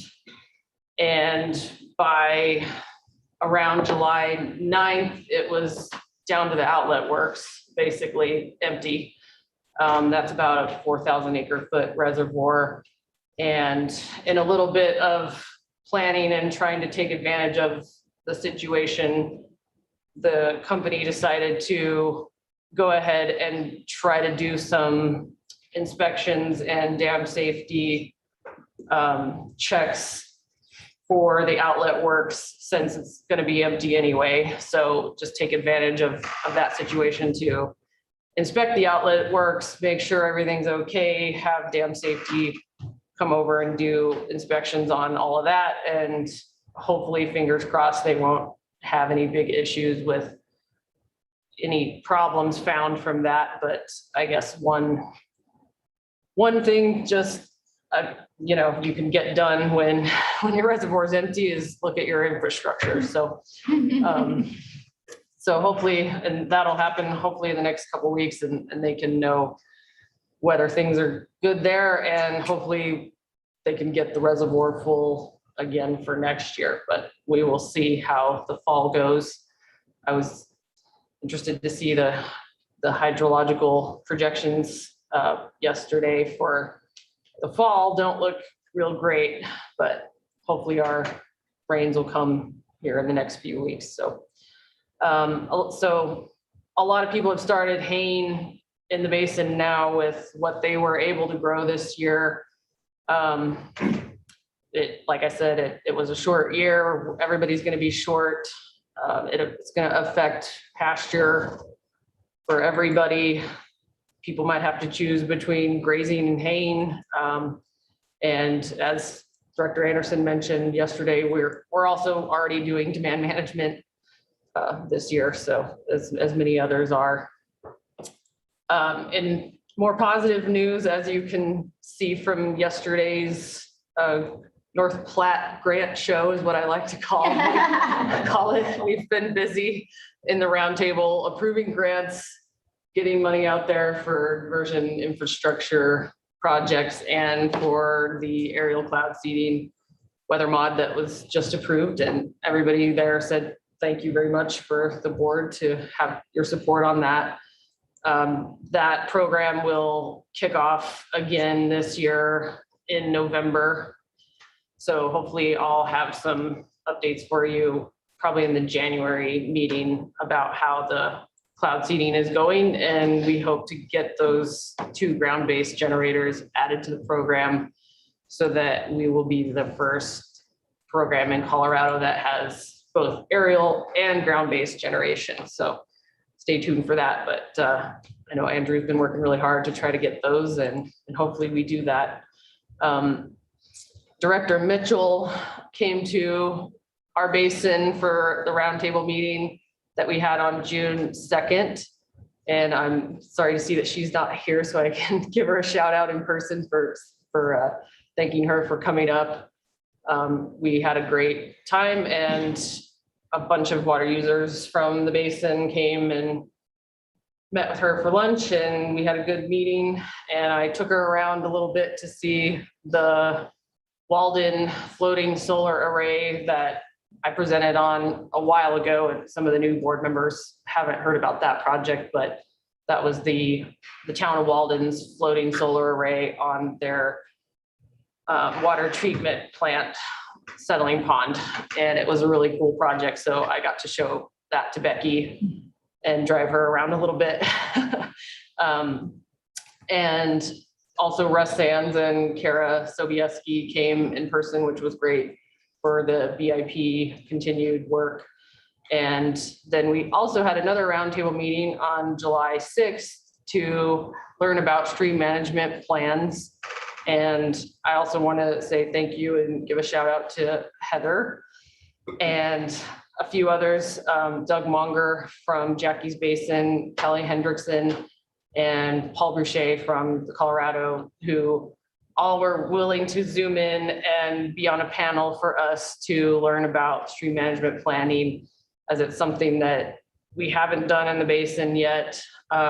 We don't quite have the resources or the funding right now to do that, but it's preserved in our BIP for later use as a tool if we decide to do that as a roundtable or as a basin. So we really appreciate those guys taking time out to educate us on their lessons learned and advice that they have experienced through their own stream management planning. So thank you very much, Heather, again, for doing that for us.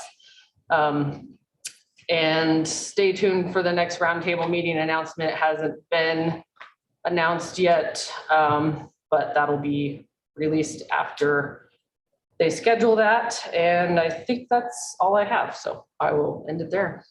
Thanks. Thank you, Director Tripp. Are there any questions?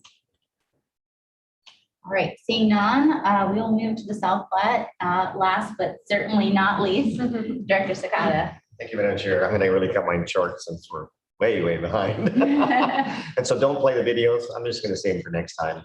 Are you sure? Yeah. Okay. So thank you. I have some videos of the farming operation, going to show those for next time. Thanks, Director Trick, for mentioning the pooter. That's really important. And it's really been interesting to watch that too. The city of Fort Collins, city of Greeley have actually, even though our water supplies have been pretty reasonable after the spring, had kept really water restrictions in place just because of that. Because now the water quality, they're really facing water quality issues with that as well. So it's really important to watch that. South Platte Basin has met really in depth in demand management conversations. They formed a committee now. I think they really realize how important it is for them to be involved. Director Brown, you mentioned about changing agriculture. Us farmers here on the East Slope are equally as worried because a lot of us receive leased waters from municipalities and what's going to happen in demand management conversations. So we're really having some great conversations about that. And then I think finally, sometimes we don't talk about the Republican River, but I reached out to Deb Daniels, General Manager of the Republican River Water Conservation District, really trying to include them in our reports. And she really wanted me to reach out and let the AG's office know and the state engineer's office that their board is really has taken a position to support the Basin Compact rules, which are moving through Division Water Court 1, and really appreciated all the work that they've been doing together. So I'm going to keep my report real brief. Thank you for that. Are there any questions for Director Sakata? We'll look forward to seeing your video at the next meeting. It sounds like we need to set aside a whole day for a director's report next time. Well, Madam Chair, if I could, Yes. as an outsider, I was going to suggest maybe like plan that 2 directors in a rotating schedule have the opportunity to do more in depth. Yes. Because it's so interesting to hear, I really appreciate what Director Felt had to say and Director Dutton. And so I'd like to learn more, have more opportunities about that. And then the rest of us kind of give a truncated report. That's a great suggestion. We can definitely work toward that. All right, with that, we will take our morning break. Let's come back promptly at 11:15. And we'll see you in a few minutes. Thank you. Yeah, that's especially in the county, 'cause that's what Recording stopped. that issue is. And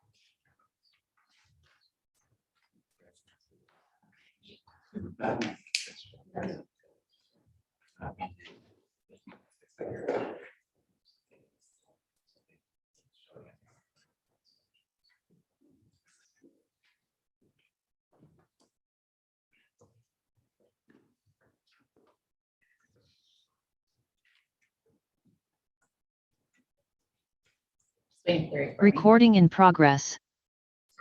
Right. Thank you. We are back on the record on agenda item 21, Water Education Colorado, scope of work review. Greg, welcome. Thank you very much. Greg Johnson, CWCB staff. I'm here for agenda item 21, the Water Education Colorado scope of work review. I am here to introduce Lisa Darling, the president of the board of trustees for Water Education Colorado, as well as Jenny Gertz, who is the director of operations for WECO. So this is an action item for the board. Staff recommendation is for the board to approve the proposed fiscal year 2022 scope of work for Water Education Colorado. Just a very brief bit of background. We have worked for many, many years, as most of you know, with WECO. We're going on 20 years now since it was founded in 2002. Have annually supported them in a number of different ways, typically with support on the board, with supporting a number of different programs with grant money, as well as with, until last year, with an annual automatic appropriation in the amount of $150,000 as a grant from the construction fund through the projects bill. Last year, during the during the spring budget cuts of 2020, that was removed from the projects bill. And then this year, through the 2021 projects bill, that was reinstated through an amendment. So that is now back in place.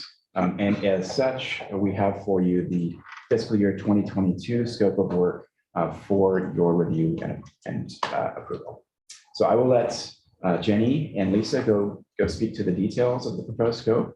But the scope does support a number of different things that the organization is involved with through various educational programs, outreach efforts, operational support, and whatnot. And so with that, I will let Jenny and Lisa get into the details. Welcome. Thank you. Thank you, Greg, and Lisa and Jenny. Thank you both for being here today. Thank you so much, Director Brody. Well, Greg really summarized it quite well, and I'm just so excited to be here. So thank you, and it's good to see all of you in person. I'll let Jenny go ahead and get started. Well, thanks, and I'd also like to convey greetings from Jayla Poppleton, our executive director. She's at a family reunion in Michigan. Otherwise, I know she'd love to be here today and to see all of you as well. And so I'd like to begin just with a quick review of our past year of projects from July of 2020 to June of this year, and then also give just a little preview of the work that we have coming in the next year. And just once again, we are so excited to be back here so that we can continue to work and to support our goals of public awareness and engagement and education around water. So as for so many other organizations, it's been a strange year. Our staff has mostly been working from home. In the early part of the pandemic, we also worked on our 6 Feet in Solidarity emails. These were emails aggregating resources, providing everyone with links to information on different topics, including stream management, planning, and water reuse, so that people could continue to access those resources even as we were all remote. We also converted most of our programs to virtual, everything from our leadership programs to our tours and workshops, also our annual fundraiser, our trivia nights, happy hours, trying to continue to engage the water community even in these strangest of times. We also continued our membership and outreach programs, so we continue to give presentations to community groups, including support for Tappan, the Spur campus at the National Western Center. We also kicked off coordination of Water 22, so modeled off of Water 2012. This program aims to be another grassroots program raising public awareness about water issues, water management, and also the update to the Colorado Water Plan. And of course, in the coming year, we're looking forward to these events once again being in person. Then in January of 2020, our board updated a new strategic plan, and this was supported in part by the CWCB through past scope of work. And so in our new strategic plan, we're focusing on maintaining the excellence of our current programs, but also reaching out to new and underserved audiences. And to assist us with that goal, our board also adopted our set of equity principles. And so we're using those to guide our programs and our outreach. So among those programs is our Water Leaders Program, which I know several of you are familiar with as graduates of the program. And this program aims to give water professionals leadership and managerial training, and also opportunities to collaborate and work towards water solutions. We also have our Water Fluency Program, and this program is really aimed towards community leaders, including county commissioners, city councilors, water board members, and also water professionals, sort of giving them a crash Water 101 course so that they have the information they need to make smart decisions for our water future. We've also continued our tours, both our annual basin tour. This year we had a virtual tour of the Arkansas Basin, highlighting the basin implementation plan and all of the hard work that our neighbors in the Arkansas Basin are doing. We also had our urban water cycle tours, a virtual one in Denver, and then in-person tours in Colorado Springs. And we're looking forward to continuing these programs in the coming year, and planning is actually already underway for our Colorado Basin tour in June of 2022. We've also continued our work on the Water Educator Network. This rose out of the Water Education Task Force, really trying to increase the capacity of water educators around the state, providing them with tools, resources, trainings, and also opportunities to collaborate. Many of them have been based around the statewide Water Education Action Plan, or SWEEP. So once again, working towards a set of common goals and common metrics around water education, and providing additional toolkits and resources. We've also continued our information programs. So this past year, we published 2 new issues of Headwaters on land and water trusts and water storage. And then we also had complementary content in the form of blogs and webinars.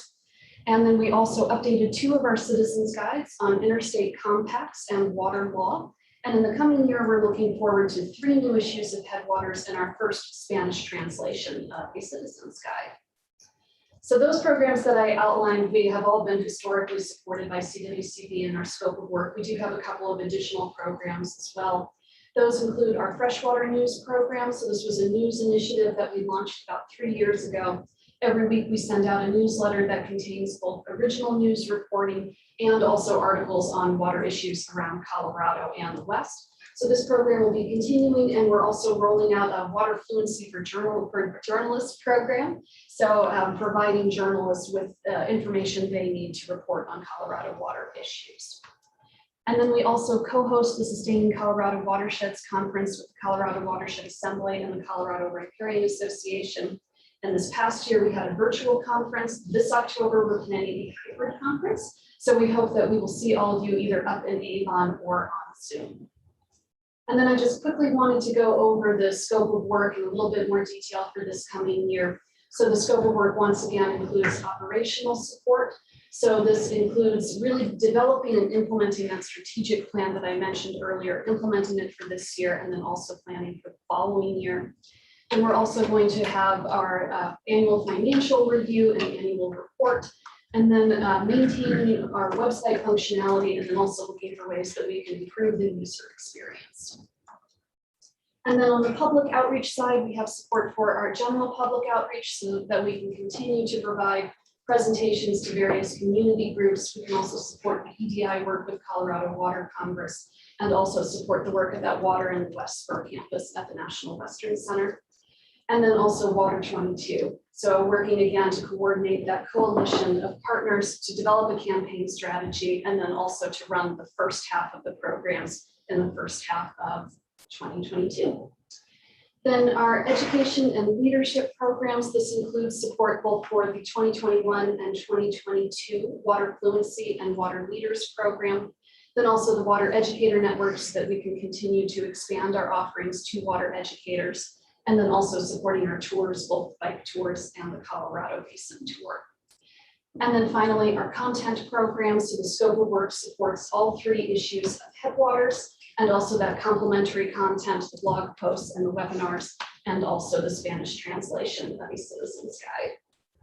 And I know I went through all of that very rapidly, but if anyone has any questions about the specific content of any of those programs, please feel free to reach out either to myself or to Jayla Poppleton, our executive director. Our contact information is there at the bottom. And I know we'd love to have your input, especially on the work groups for those programs. Headwaters Magazines and our Colorado Basin Tour would certainly welcome your expertise. And so with that, Lisa, I'll turn it back over to you. Thank you so much. If there's any questions or comments or feedback or input, we'd love to hear your thoughts. Well, again, thank you both, and thanks to Greg. Director Felt. I just want to say I participated in the virtual tour of the Arkansas. And I know that it doesn't replace some of the interactions that happen in person, but it was so well done and so coherent. I just thought it was a really excellent, not even an alternative, but like just well, I guess it is an alternative. It's- when I think about it, but, I mean, it stood on its own, let's put it that way, in addition to an actual tour. And I just really commend you on it. It's very thorough. Thank you, Director. Any other questions? Director Sakata. Thank you, Madam Chair. Can you briefly talk, I know the citizens guides and some of those documents go really through really extensive review, but for the weekly thing that you send out, what kind of editorial review process goes over on those things and what you send out? Yeah, so Freshwater News actually has a separate editorial advisory board. So it has one of our board members on it, but then there are also board members who have expertise on journalism and First Amendment rights, for example. So we have our editor, Jared Smith, and so she's often either the writer or the editor if we've hired a contractor. And so the editorial board really oversees those Freshwater News articles. So I think sometimes, as we all know, especially through the internet, there can be stories out there that are really off the wall and don't have a lot of scientific basis. So I think, being involved with the foundation early on, credibility comes from, really carrying forward scientifically backed news stories about water. So I appreciate your efforts in that area. And if I can continue, Madam Chair, really would like to recognize Lisa. Lisa's also on the IBCC's, the PEPO liaison from the IBCC. So I think you and I share that passion for education, I think, and I feel that's so important. So thank you for that and integrating all that. And I really hope that we can have that conversation with staff about how we really develop those PEPO resources even more. I think when I look around the state and able to virtually participate in the roundtables, we've got some great volunteers on the PEPO side that I hate for us to lose that enthusiasm about getting the story out about what's going on in the roundtables. And so thank you for your efforts on that, and a message to staff that I really would like to support PEPO in their efforts. So thank you, Madam Chair. Thank you. Just as a reminder, this is an action item, and for the sake of expediency, I'll go ahead and read the staff recommendation. Staff recommends the board approve the proposed fiscal year 2022 scope of work for water education Colorado. You need a motion to approve. Director Scott. I move staff recommendation. Staff recommendation on agenda item 21 has been moved by Director Sakata and seconded by Director Brown. Is there any further discussion before we proceed to vote? And seeing none, all those in favor, please signify by saying aye. Aye. Anyone opposed or abstaining? And I'll just note that Director Hawkins indicated in the chat that she is also an aye. Thank you all. Thank you so much. Good to see you all.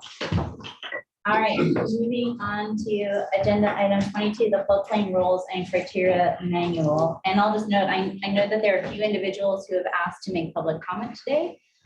So let's go ahead and have the staff presentation, and then those members of the public will have an opportunity to provide their comments. Kevin, welcome. All right. Thank you, Madam Chair, members of the board. I'm Kevin Howe here to present agenda item 22. Which is an action item, and we'll present the staff recommendation at the end. While this is queuing up, just give a short preamble. Be patient with me today. I just came back into civilization from a week in the Minnesota boundary waters, and it's been a bit of a rough reentry. When I came back, there was a Denver Post headline that my wife was very concerned about, that talked about a Colorado man dying in the boundary waters in his canoe. So that was interesting. And then, of course, I hadn't even made it through dinner yet, and then I heard about the Poudre River flood. And I just want to say that our thoughts go out to individuals who are missing and passed away, and their family members and local residents as well.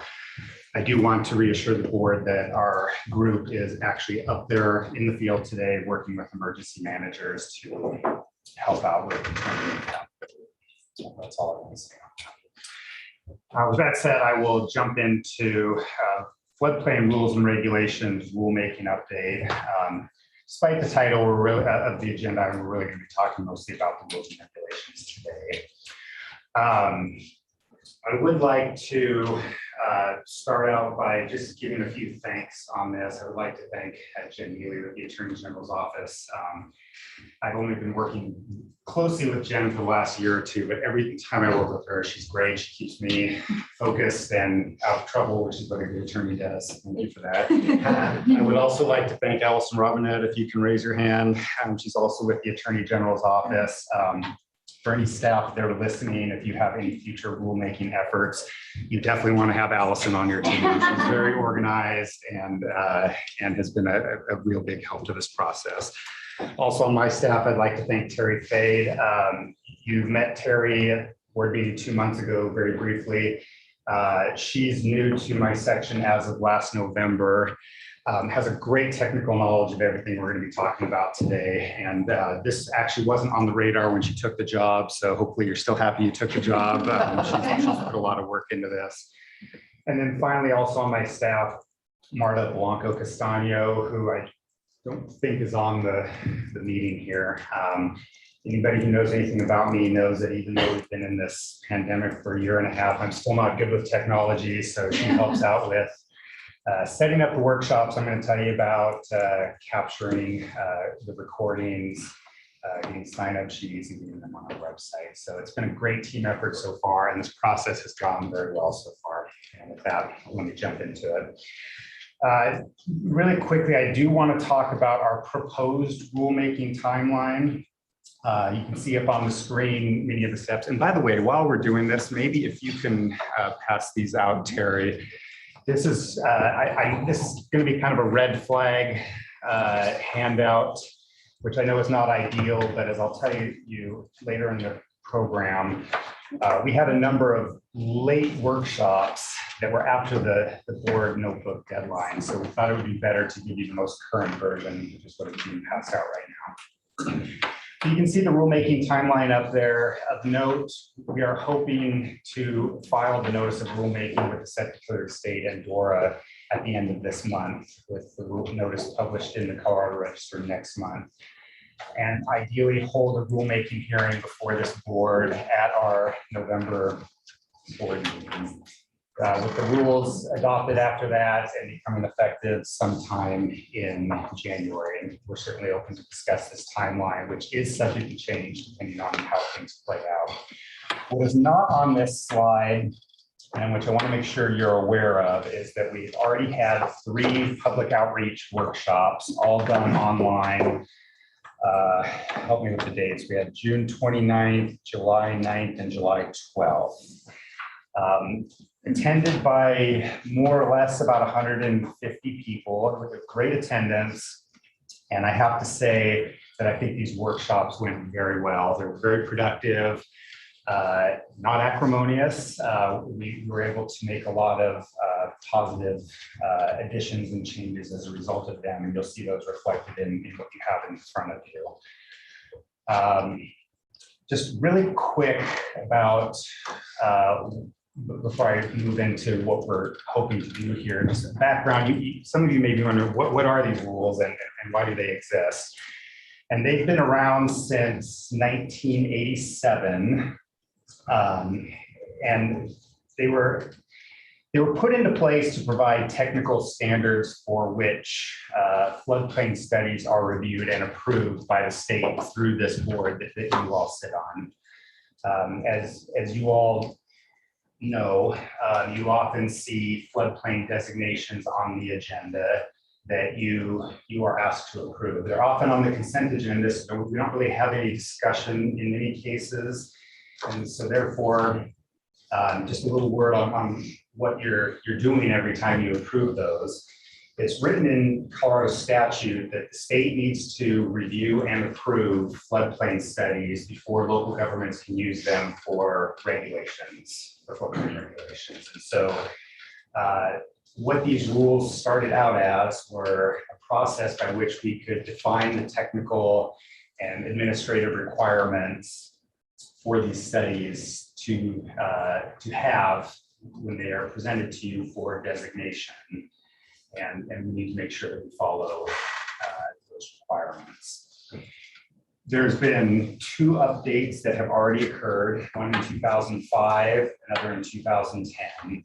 The one in 2005 was more of just a housekeeping and catching up with standards and guidelines kind of update. It was not very controversial. In 2010, we also added some floodplain management higher standards, which was a much more involved process. I don't believe any of you are around for that at the time, but maybe you are perfectly aware of that. This proposed rulemaking and revisions update is going to be more in line with what we did in 2005. I don't consider it controversial. We're not looking at major policy changes. It's more of a housekeeping update, and also it's just been 11 years since we did our last update. And as you can imagine, processes, standards, and science has changed a lot in those 11 years. And we're a little out of sync with FEMA and some of the standards of practice that are in place today. We'd like to remedy that with this update. And with that said, here is the proposed revisions that we're trying to make and why we're doing this. We're looking to update standards in the rules. We're looking to amend and clarify Rule 4. Rule 4 is definitions, which may not seem like a big deal, but I think everybody on the team can agree that we probably spent as much time on the definitions in this rule as anything else in there, just to kind of clean them up a little bit, make them consistent with other stakeholders' uses, and make it easier to update in the future. We are updating references to external documents. In the past, we have kind of sprinkled those references throughout the rule package. And what we have looked to do here is consolidate these all into one spot for easy reference. It's Rule 17. And then just some specific updates for clarifications. I'll let you read all of those. These are what I would consider more of the substantial changes, if you would even consider them substantial. Anything outside of these rules, there may be some very minor red lines, but mainly they're just clerical in nature and really don't have a great deal of change applied to them. So let me go into what the actual proposed changes are, and this will be the easiest slide to put on there. These, what are there? 4, 5, 10 rules out of 20. We're basically not proposing any substantial changes. Many of these have very minor red lines that don't have any material impact in how these rules are administered. Maybe adding some defined terms or just some wording changes. But for the most part, everything you see on these 10 rules are going to be very minor changes. I already mentioned with Rule 4, the definitions. We added a few definitions. We clarified many of them that already exist. And then there's a few that we actually removed as well. And the ones that were removed really were a result of either outdated terminology or either because of the changes that we're proposing here, or even just as a review from the past. We found that some of these definitions actually were never found anywhere in the rule set, and therefore we're not looking at it in the definitions. So again, as you look through these, I think you'll see quite a few red lines, especially in this Rule 4. Rule 5 talks about the state regulatory floodplain, and what this rule does is basically say what the state regulatory floodplain is. And generally speaking, It is the 100-year floodplain, as many of us know, refer to it. It can be a bit of a misleading terminology. It's not the flood that happens once in 100 years, as some people have unfortunately found out. It just means that it has a 1% chance of happening every year. That is what is regulated throughout the state of Colorado. However, there is a provision where a community, if they decide to voluntarily, may regulate a portion of their floodplain to the 500-year standard. I can think of a couple examples of communities that will regulate, for example, their critical facilities to a 500-year standard. It's not a mandate. There's no intent to make it a mandate, but it does enable them to do that if they desire. And there's just a few clarifications that you can read in the red lines and follow through there on 5. Rule 7 is the standards for delineation of regulatory floodplain information. This is where we talk about the technical criteria. And so this is, I would say, that the main purpose for asking you to move forward with the rulemaking process. Just a lot has changed in the 11 years since we did this last time. We want to bring us up to current standards and practices. Most of what we do aligns with the way FEMA does their work. And in fact, we are a cooperating technical partner with FEMA. And Terry manages the group that actually does a lot of the studies that end up on FEMA floodplain maps and flood insurance studies. So it's very important that we remain consistent with what they do. So we're updating all of those references. And again, as I mentioned earlier, we moved all of these references to Rule 17 so that they're all located in one place for each reference. Rule 8 is the regulatory floodways, and I don't want to go into too much detail about what a floodway is because I know we're running short of time, and it can be a bit of a complex definition, but floodways are an administrative tool really in the most hazardous area of the river where stricter standards do apply. And this is part of FEMA's minimum criteria for the National Flood Insurance Program that participating communities must follow. And we do have a standard as well in our rules for how those regulatory floodways are defined. These are all clarifications that make things consistent with how FEMA applies their floodway regulations, specifically that third bullet. So there's nothing earth-shattering with that, but it is a clarification that's caused a little bit of confusion over the last decade, and we wanted to clear that up with this proposed update. Rule 10 is where we talk about the effects of levies on regulatory floodplains, and really what this rule addresses is when can the effects of a levy be portrayed as providing protection for a community's floodplain situation. So where, what technical requirements, what operations and maintenance requirements, those sorts of things that must be present to be able to show that properties behind the levee are adequately protected from that structure. And this is more of a housekeeping requirement, but in the past, what we have done is actually listed many of these requirements out, and we determined that to be pretty redundant because all of our state requirements refer directly to external requirements, whether it be FEMA or the Corps of Engineers. And since we incorporate many of those documents by reference, we thought it was easier to just stick with that reference and allow readers to refer to that rather than list them again. But no real added purpose on that. Rule 11 is floodplain management regulations, and this is where the 2010 update really took shape. We had some higher standards that were added and passed and implemented at the time.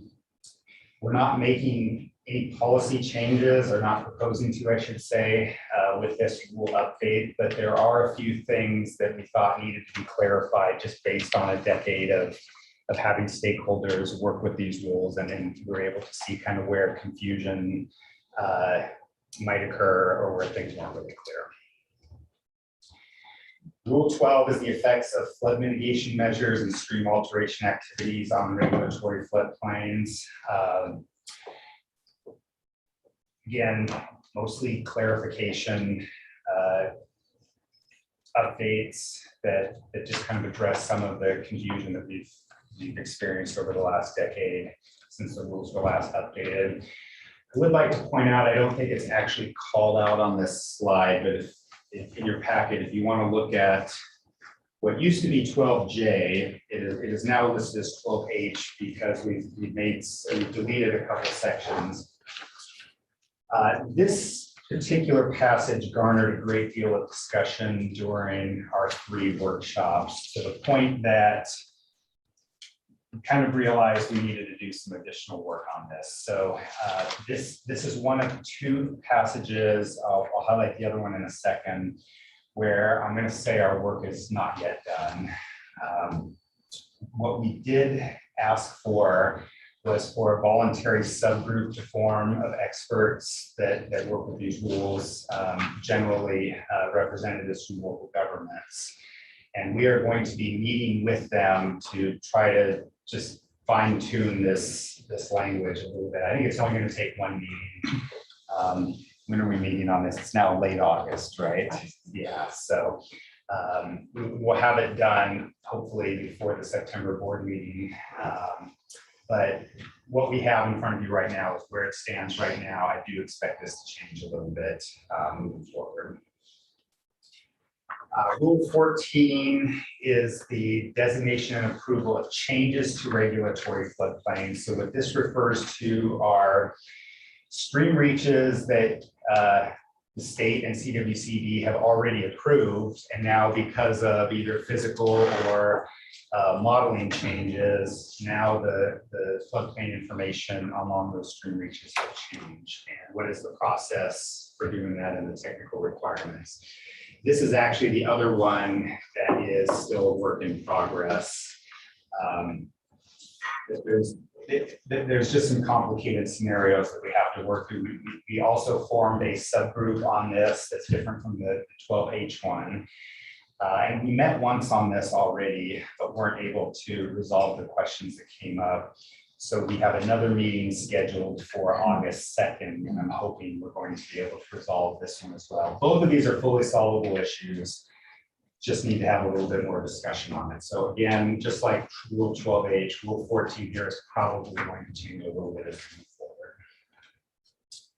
Rule 17 is the incorporation by reference. All that's happening here is that we're putting all of the listed references in one section so that they're easy for people to review them in one place. I think it will make it easier for future updates as we move forward as well. And then finally, Rule 20 is just the effective date. We will fill in that date when it becomes clear when they will become effective. But the other change here, because we had higher standards that were added in the 2010 update, which required participating communities in the National Flood Insurance Program to update their local ordinances in order to become compliant with these rules. There was a passage in here that dealt with a transition period for those changes to be made. We do not feel that any local ordinance changes or frankly, any actions by local governments are going to be needed as a result of the proposed changes we have here. So we completely struck that transition period from this update. And again, we'll just fill in the effective date when that becomes clear. And that is my presentation. Madam Chair, do you want to open up for questions before we have a staff recommendation? Sure. Are there any questions for Kevin or the Attorney General's office? Dr. Schwartz. Thank you. Just a clarification, yellow highlights are, you see the strikeouts and so forth. It says it right up top. Right. Highlight yellow. Yeah, so what that is Thank you. everything you see as red lines here are changes to the existing rule set. But what we did when we had these public workshops, we just started making changes based on what we heard. And in fact, if you look on our website, you'll see a version 1, 2, 3, and 4. This is version 4, and what is in highlights are the changes that were made as a result of the discussions we had during the workshops. Any other questions? Director Trick? Thanks. Thank you. I just was wondering, why would a community elect to regulate a 500-year standard, and what's the difference between those two standards? Okay, so 500-year standard basically means instead of a 1% chance of the flood being equaled or exceeded in any given year, there's a 0.2% chance. So it's a bigger flood. And some communities just desire to have stricter standards within their communities. You know, again, I would say that the only examples I can think of would be, for example, if they would like to regulate critical facilities such as hospitals or police stations, they want to have them to a higher standard to make sure that even during a 100-year flood, they remain viable and operating. It's just a local decision if they want to do that. I would say the vast majority of communities do not. Any other questions? Director Schwartz? Thank you. I do have a question, and I think it's really appropriate as we sit here today, understanding that that so many things are going to change, these rain events, et cetera. Due to the number of fires and we're having these flows, but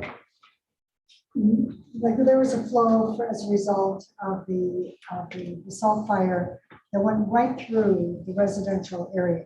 And I'm just wondering where the oversight is for those events, even though it's not in the river. It is a threat, and we need to identify catchment basins and so forth.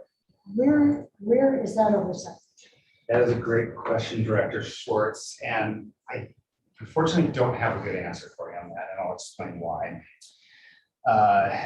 Most of the areas that we regulate in the state will be as a result of the kind of studies that you see, where they're clear water. You know, where does the river get up to under normal conditions, and what can we do to prevent floods that, or mitigate, I should say, floods that happen as a result of that. And I think one of the reasons we don't see a lot of flood disasters in our state, and we don't, is because we have very good floodplain management that's based on, I think, generally pretty good floodplain information. Where we really are going to struggle moving forward, and I'll go on record as saying I think this is going to be our biggest flood problem moving into the future, is what to do with these post-fire burns, because they're unpredictable. You don't know where the next fire is going to be. They're temporary. So in the time that it would take us to study these events and put them on a FEMA map, the threat has largely, or even in some cases, almost completely gone away, and you're back to closer to steady state conditions. So it's very difficult to apply floodplain regulations to those. So the answer to your question is, what we usually do is develop some kind of post-flood study to show what the hydrologic and hydraulic conditions will look like in that burn scar and downstream areas. We'll provide that to the local government and say, here's the information for you to use. And we leave it up to the local government to decide how they would like to do it.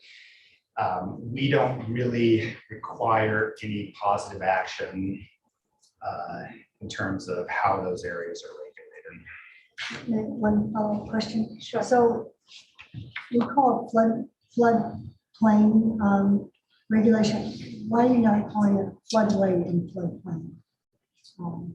Rules and regulations regulating floodway and floodplain. Well, we consider floodways to be just a component of the floodplain, so it's kind of an all. Any other questions, Director Ryan? Just a quick one. Kevin, as you know, this was something that I did in a previous life. Immediately after Terry and I graduated from CSU, this was something that I did. But But it raises a question. This is just a matter of interest for me. I remember at the time that there was this other entity that helped direct what we were doing called the CWCB. And it makes me curious from a big picture standpoint, CWCB's regulatory role and actually the authority to promulgate rules that direct floodplain delineations. Where did that emanate from? I was just perusing the statutes just now. The scope of what CWCB's regulatory influence is. So I think I know the answer to that, but because this is a legal question, I don't want to go outside of my lane as a dumb engineer. No, so I might defer to Councilor Mealy on that if you wouldn't mind taking. Sure, there's the authority, in my view, comes from 106 under the CWCB statute, and they have that laundry list of the different things they can regulate, and there are a number of those that apply to floodplain regulation, and I believe that is the source of the authority for this type of regulation. Okay, and sorry, just I hear from that maybe that authority is just maybe affirmed through the rulemaking itself. I would say the authority is directly in the statute, Okay. And then we have statutory authority to do rulemaking or to help us with that administration. And I'll just add, just as a bit of a history nerd, this has always been part of CWCB's scope. It's been elaborated over the years, but this has always been a responsibility and authority of CWCB to set these rules that local governments then use in their own land use planning. Any other questions? Director Scott? First, thanks for letting me participate in the first worker meeting. I learned a lot. And thanks for on the website putting the timeline down, because I think public outreach is important. But being a newbie to this, I know when I was on the Water Quality Control Commission, I always found the statement of basis of purpose language very helpful when you go back review. Will you develop that for this rule and present that at the rulemaking hearing as well, Ben? Thank you for that question, Director Sakata. The answer is yes. We will have a statement of basis. Do we already have it, or we're working on that right now? But Yeah, it depends on the changes. Most definitely. Okay, perfect. Thank you. Thank you, Madam Chair. Sure. With that, it looks like we are ready for staff recommendation. Okay. Madam Chair, did you say there were some people that wanted to speak? And if so, do you want to do that before? Thank you for reminding me. Let me clarify. I misspoke. We have some members of the public who wish to speak on the next agenda item. Okay. And I was looking ahead and getting ahead of myself, but thank you for asking. Absolutely. So as a question to you, Madam Chair, procedural, I've got a long staff recommendation, which is in your It's in the board memo. Would you like me to read it into the record, or should I just refer the board members to that? I think you can just refer to the memo, which is on page 346 of our packet. Okay. And before you move on, or hopefully move on this, I would like to ask Councilor Mealy if she has any comments she'd like to make on the second item of the recommendation. Thank you for the record, Jen Neely. I did want to touch on this because we recently went through a rulemaking for the in-stream flow program. And what we're proposing here is a little bit different. You know, I've recently taken on this role as counsel for the board. I've been working on this issue and this rulemaking with staff, but the way we're proposing that we do this rulemaking a little bit different from the in-stream flow rulemaking, in that the in-stream flow rulemaking staff was a party before the board and a hampered discussion that we would have with the board, and that we couldn't really have any. For this particular rulemaking, the model would be that the agency act as an agency instead of decision maker and staff. Staff would be an advisor to the board, help them through the technical issues, and we'd have our discussions during public meetings, but we'd have an advisory role for the board. The board would be promulgating the rulemaking and going through all that, but and there'd be parties to the rulemaking, and staff would participate in the pre-hearing process, and that they file a pre-hearing statement and attend the pre-hearing conference. They would have this more advisory role to the board instead of being an entity in front of them that had the same role as any other party in the rulemaking. I will admit the only way I've done a rulemaking in the past is how we did it for the in-stream flow programs. It's a little bit different of a model that we use, but I know it's used by other agencies, and I think it would be effective here where we've got a real technical rule set that we're working on. And I think the board would really benefit from being able to have these more conversational relationship with staff. So that's why staff's recommendation is to have me as the hearing officer. If your preference is to have a little separation in staff, we can certainly have conflicts counsel as hearing officer for the board. That would be fine too. We have another attorney in mind at the Attorney General's office who would be conflicts counsel. If it's the person I'm thinking of, she's familiar with water issues, so not totally unfamiliar with things that we're dealing with here. And we could certainly go that route. We think this is the better way to go for this particular rulemaking, and we work together on this recommendation, and that's why this is a recommendation for this particular one. We don't have set procedure or policy on how our rulemakings work, so I think we have the flexibility. Thank you for clarifying. Are there any questions on that aspect of the recommendation? I would just say that I really appreciate that the previous rulemaking we did, it was a little confusing and I was personally very challenging for me to feel walled off from staff when they are our technical experts. And so since this is an option, I would say I think it's the best option and really appreciate you guys thinking through that. Any other questions? Dr. Zapata. Thank you, Madam Chair. I know also on the Water Quality Control Commission, when we approved something like this, it was already set schedule. I hate to harp on the schedule, but I think for public outreach, it's important. So will you develop a schedule like for pre-hearing conferences and things that then will be made public? Because on the Water Quality Control Commission, we would actually approve the meeting notice and would outline what the process was going to be leading up to the actual rulemaking. I think the way this would work is once we file with Secretary of State and we cement our hearing date, and then we have the time frame for people to file for party status, we know who's going to be involved. And then we would set out an order with the dates of how to become a party, and then once we know those people, we have an order with what the pre-hearing dates and deadlines are, so everybody can participate and know that way. I don't think that information would be in the notice of the Secretary of State. Okay. Thank you. Any other questions, Dr. Trick? Thanks. Thanks, Jen. I appreciate your thought in this matter and trying to have lessons learned from previous experiences. And I think this makes sense if that's what you're advising us to do. Well, I feel comfortable going with your recommendation on it. Is there later on down the road, if we do feel as though there might be a conflict counsel needed to be the hearing officer, is there a way to substitute that party?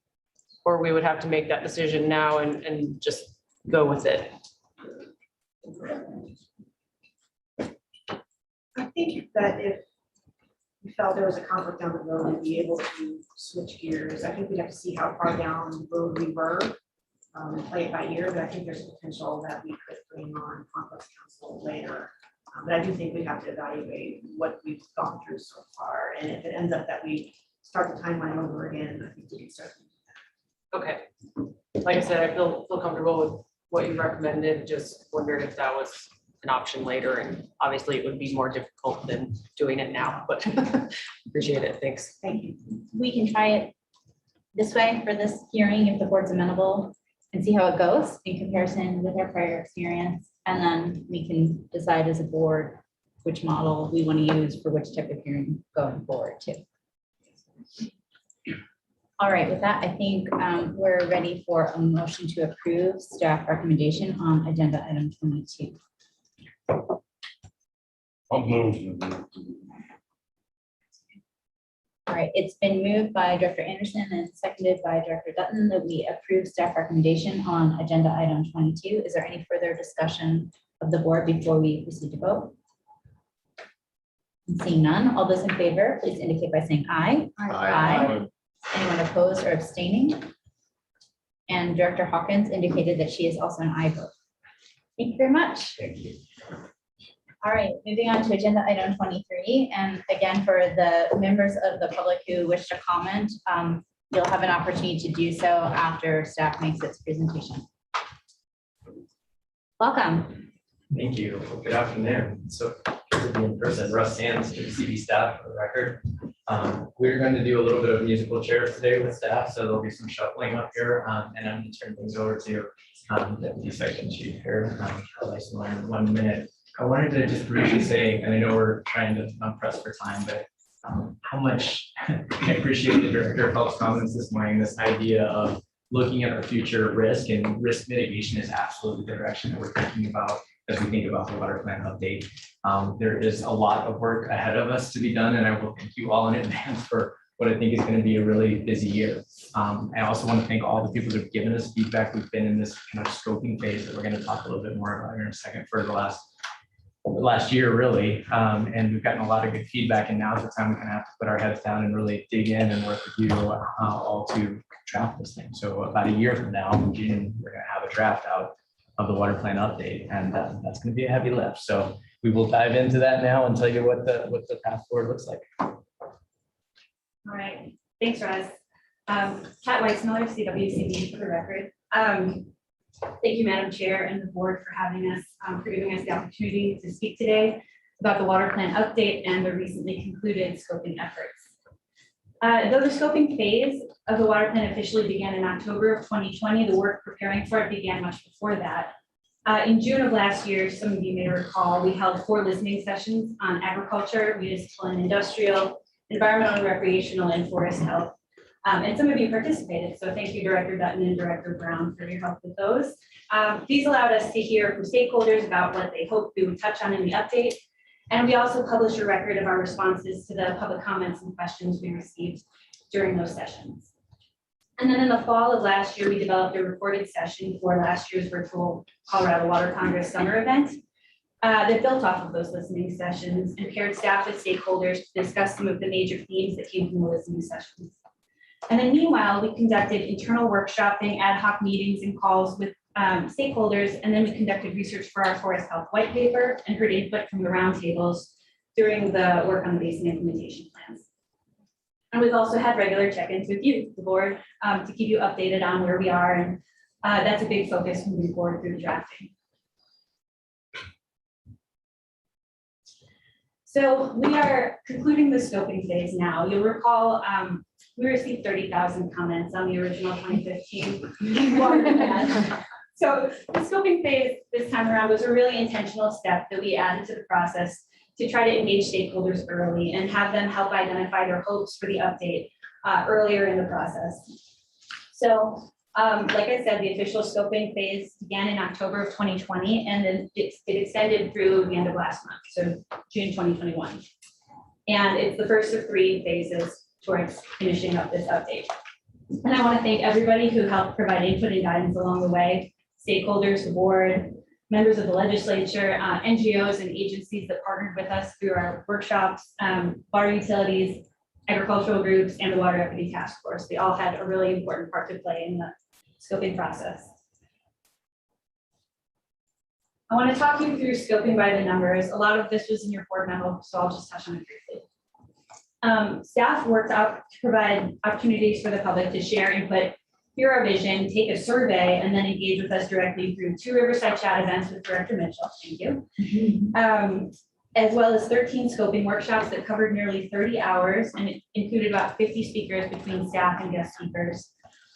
We also partnered with about 20 other organizations in doing those workshops, and all together engaged about 1,200 people along the way. So we're really happy with that effort. We didn't have a workshop for every topic, but we had a range of input that helped guide us through the scoping process. And now I'd like to touch on the water plan vision that we shared with you in January via the Riverside Chat, and also the 5 informational worksheets that we posted on engagecwcb.org. We have a vision for the update, and there are a few key pieces. The public and stakeholders have had access to this information since January, and they've given us some great feedback via our survey about the things that they would like to see and what parts of the plan have been most useful to them over the years. Those include things like the maps, graphics, and the specific actions in the original water plan. And then I'd like to review some key points of our vision here. The first being that the water plan update will be action focused. The original water plan was organized around 9 objectives with goals set for varying deadlines out to 2050. This update will keep the same values as the original plan, but reorient them into 4 action areas that roughly align with cities, farms, streams, and planning. Within these action areas, the plan will identify near-term steps over the next 8 years to help us manage risk. These actions will collectively capture the spirit of the original water plan objectives while offering clear and actionable steps to manage Colorado's water wisely in the future. And this focus on actions was very strongly supported by our survey respondents. 90% said they really wanted to focus on actions going forward.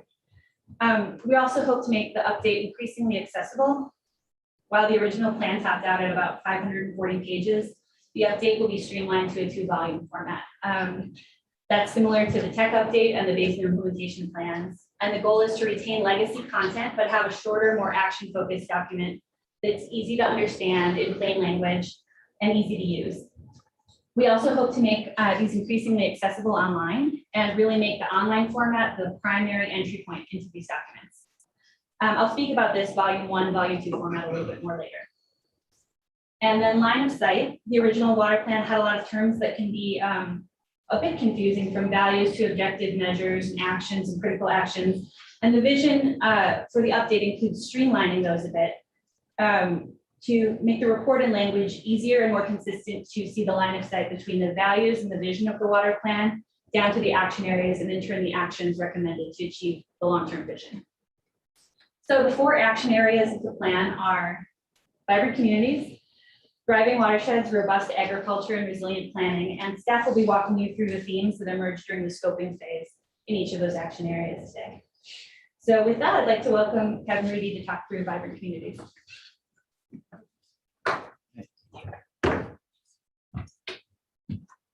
Kevin Reedy, CWC staff for the record. It's strange to be here, so just wanted to get that out of the way right now. Everybody's 3-dimensional and not on the screen, so this is really good. I'm sure you've heard that many times in the last couple of days. So I'm going to talk about vibrant communities a little bit, and you've got the basic stuff in your director's report, but it was really interesting. As you've seen, we went through, really touch base with the water efficiency folks across the state. We're doing the work with utilities.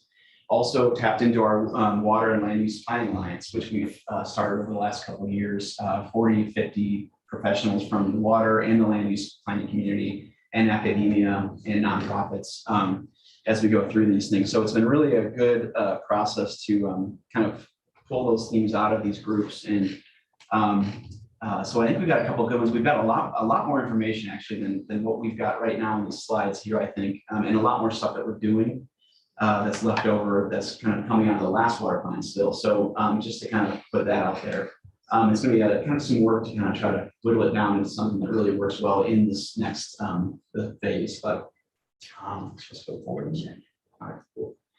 So we've got these 4 major kind of theme areas that have really come out so far, and we are working with the reuse community as well, but it didn't really come out as strongly from these groups that we've been talking to so far. So I'm going to be following up with them. But the first one I'll hit on is the institutionalization of water and land use planning. And we've been working really hard on this last couple of years. And with our partner agency, Department of Local Affairs, been really a great partner to work with. And since they handle a lot of the local government and the land use planning side of it, as well as looking at the water implications of that, they've been a really great partner to work with. And what really came out through the groups on this is really looking at institutionalizing this relationship between land use planners and water planners. And we've been doing a ton of trainings, a lot of work on this, as I said. But what really kind of came out as a new wrinkle was this idea of cultural change, not just institutionalizing it, but really making this as part of how we do stuff in Colorado, and how we plan for new development, and how water works into that. And really changing these ideas around how we interact with each other. And it's something to will help build in resiliency to climate change for our urban centers, and looking at how all these actors work together. Because what we saw, even 10 years ago, they're definitely siloed, and a lot of places still are. They're not talking to land use planners, they're not talking to water planners. But 10 years ago, it was definitely not talked about even. So we've come a long way on that front, I think. And the next idea is, let's say, okay, how can we get this to be more of a cultural change versus just, saying, okay, my boss said I got to do this with my other counterpart. And that's a really important thing. And that does go for water efficiency as well. We're always trying to go for that cultural change because when we're talking about all these things, when we're talking about vibrant communities, we are talking about managing a resource. But it really comes down to what we're really doing is managing people who are interacting with this resource. And it really comes back to people a lot of times in this thing. And sometimes it can be pesky, people don't, always do what you want them to do. So another theme that came out of this is, looking at a number of water providers really brought up the idea of special districts because maybe they've got special districts that are in their service area boundary or in their political boundary. And so that was another big theme that came out. A lot of people said, hey, we need to do a better job of really interacting with these special districts and really getting on the same page with them as we manage water and land use as well. And also last year, DOLA had run Department of Local Affairs had run a bill, I think it was HB 2010-95, that it was finally successful. And actually, I don't think it was DOLA that ran it, it was the American Planning Association Colorado chapter that said that if you have water element in your comp plan, you've got to talk about water efficiency. And that took about 4 years to come to actually happen. It was really a long road for that, but that's probably pretty normal for a lot of bills. And so that was a big step, right? That just says, hey, if you're going to do this, it's got to be in your comp plan. And so that's kind of where we're looking at is a new minimum, right? It's like, if you're going to have water, you've got to be talking about water efficiency. And DOLA is really helping out with that with some of their grant programs, as when folks come in for a comp plan, grant for their comp plan review, they've got to agree that they're going to put water efficiency in their comp plan. So that's a big step. And I think that's something that really kind of sets the baseline, resets the baseline for us. So moving on to recognizing equity concerns, this really came from a lot of the water providers. And it really centered around equity of rates, rate structures, and the ability to pay for water for some of their constituents. It went as far as saying, who's participating in our programs at the utility level for water efficiency, who can't participate, who can't even get up past that bar to get into the programs to maybe get an incentive that would help them conserve water. And that really ties in with, a lot of these things, the cost of water and the ability to participate in a program. And it goes to, and really, you can see this in, plainly in landscapes in a lot of places in some of our cities, where folks can't afford to, they've got to decide, hey, I'm going to use my water for drinking water and cooking, or I'm going to use it on these trees out front. So that's a really tough position. And we want trees. We like trees. Trees are great, right? They provide shade, they cool things. And yeah, honestly, there's some other work that's coming out from the UC Denver that says that, if you've got trees in a shaded area, you're actually going to use less water in the end. So this is one of those things that kind of came out in the discussion, specifically from water providers, because they're struggling with this. But also the other side of that is, who is represented at the water utilities, and from the water utilities up to our agency as well, and who's represented in the natural resources field, and how do we create a pipeline to get folks from a different background, different diverse background into these positions, so that we can have a better representation from our shops out to the public that we're representing. So that's something we've got a subcommittee in our Land Use Planning Alliance, a DEI committee that we've been meeting a few times.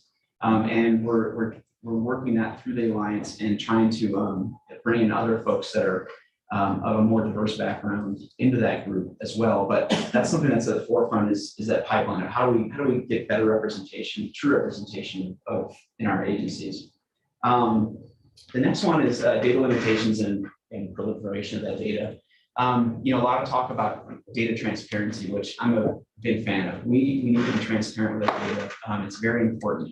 But also just the fact that folks, they don't have a lot of access to data, or they can't, pull it off in their own shop. And it really is talking about water efficiency and, the landscape water use across these urban centers, as well as what land use types, how much water do these different land use types, or, zoning regulations, these zoning types, what, can we look at that? We've got a couple of projects that are grant funded, one from Colorado State that's actually looking at land use types and how much water those actually use. And maybe tying land use type along with gallons per capita per day might be a pretty good way to kind of marry those two together. So you get a land-based view of how much water is necessary for different development types. And then you're also kind of looking at the human factor that's in those development types too. So we're kind of swirling around that a little bit. That was a big request to say we need better data on how much landscapes use and how much water use is there. And tying to that is, coming up with really consistent methodologies for water efficiency and water savings, projections. And again, that could be a really interesting thing is, if you're tying your demand forecast to land use types, that could be pretty powerful, I think. But we just don't have nobody's really doing it consistently of saying, hey, well, how much does this use? And if I do this program, how much can I reduce my efficiency or my demand by? That came out pretty loud and clear, and we've tried that over the years. It's a difficult thing to get, but I think that's something we need to kind of re-energize into this next water plan as well. And then finally, increase in outdoor water efficiency. This is a broad category, right? That's a big category. And a lot of this does tie back into this integration of land use planning as well. And it really comes down to looking at high water landscapes across these areas. We've got a really great grant project right now through Western Resource Advocates and Water Now Alliance that they're looking at. And I presented this board probably, I don't know when it was, maybe, not sure when it was, but the last grant cycle. But it came out of that grant cycle, and they're looking at areas where they can say, okay, well, does this turf matter? I mean, does it make sense to be here, right? We get rid of that. And if you've been following the news, Nevada is kind of pushed by Southern Nevada Water Authority. They said, hey, we're going to outlaw this kind of turf, right? So that's a big step. I don't think we're there. We're not there yet, but we're looking at that and saying, well, what kind of mechanisms can we get in place in local jurisdictions that help finance and fund these kind of projects where we can say, hey, we've got all this extra turf. The only person walking on it is the person mowing it. Nobody's using it, those kind of things.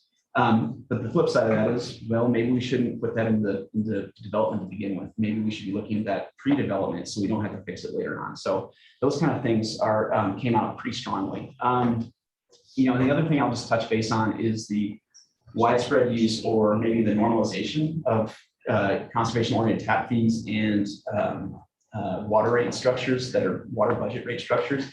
That's something that we want to support folks going towards, because it really kind of gives you that overall water budget idea and tells you how much water you have to work with according to whatever the landscape looks like, whatever the housing type is, whatever the land use type is. And so people can connect to a system in the beginning with the proper amount of water based on what's actually needed for that property. And then the rate structures reinforce that after the fact. So, but I think I'll leave that at, I don't want to take up too much more time. I know I went over time, but thank you. Before you walk away, Director Brown had a question. I do. And I don't know that this is the appropriate time to talk about it, but I want to talk about why we aren't there yet.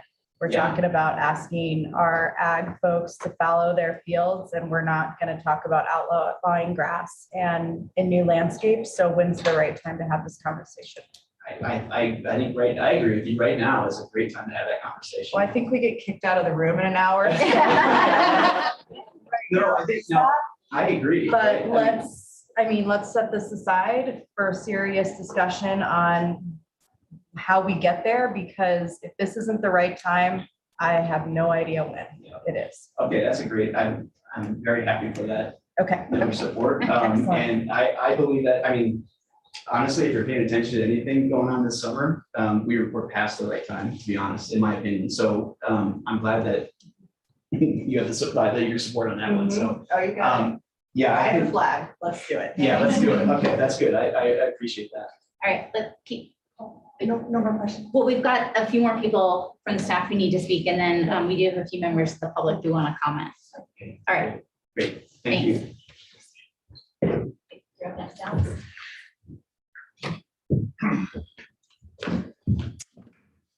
Well, this is a little weird.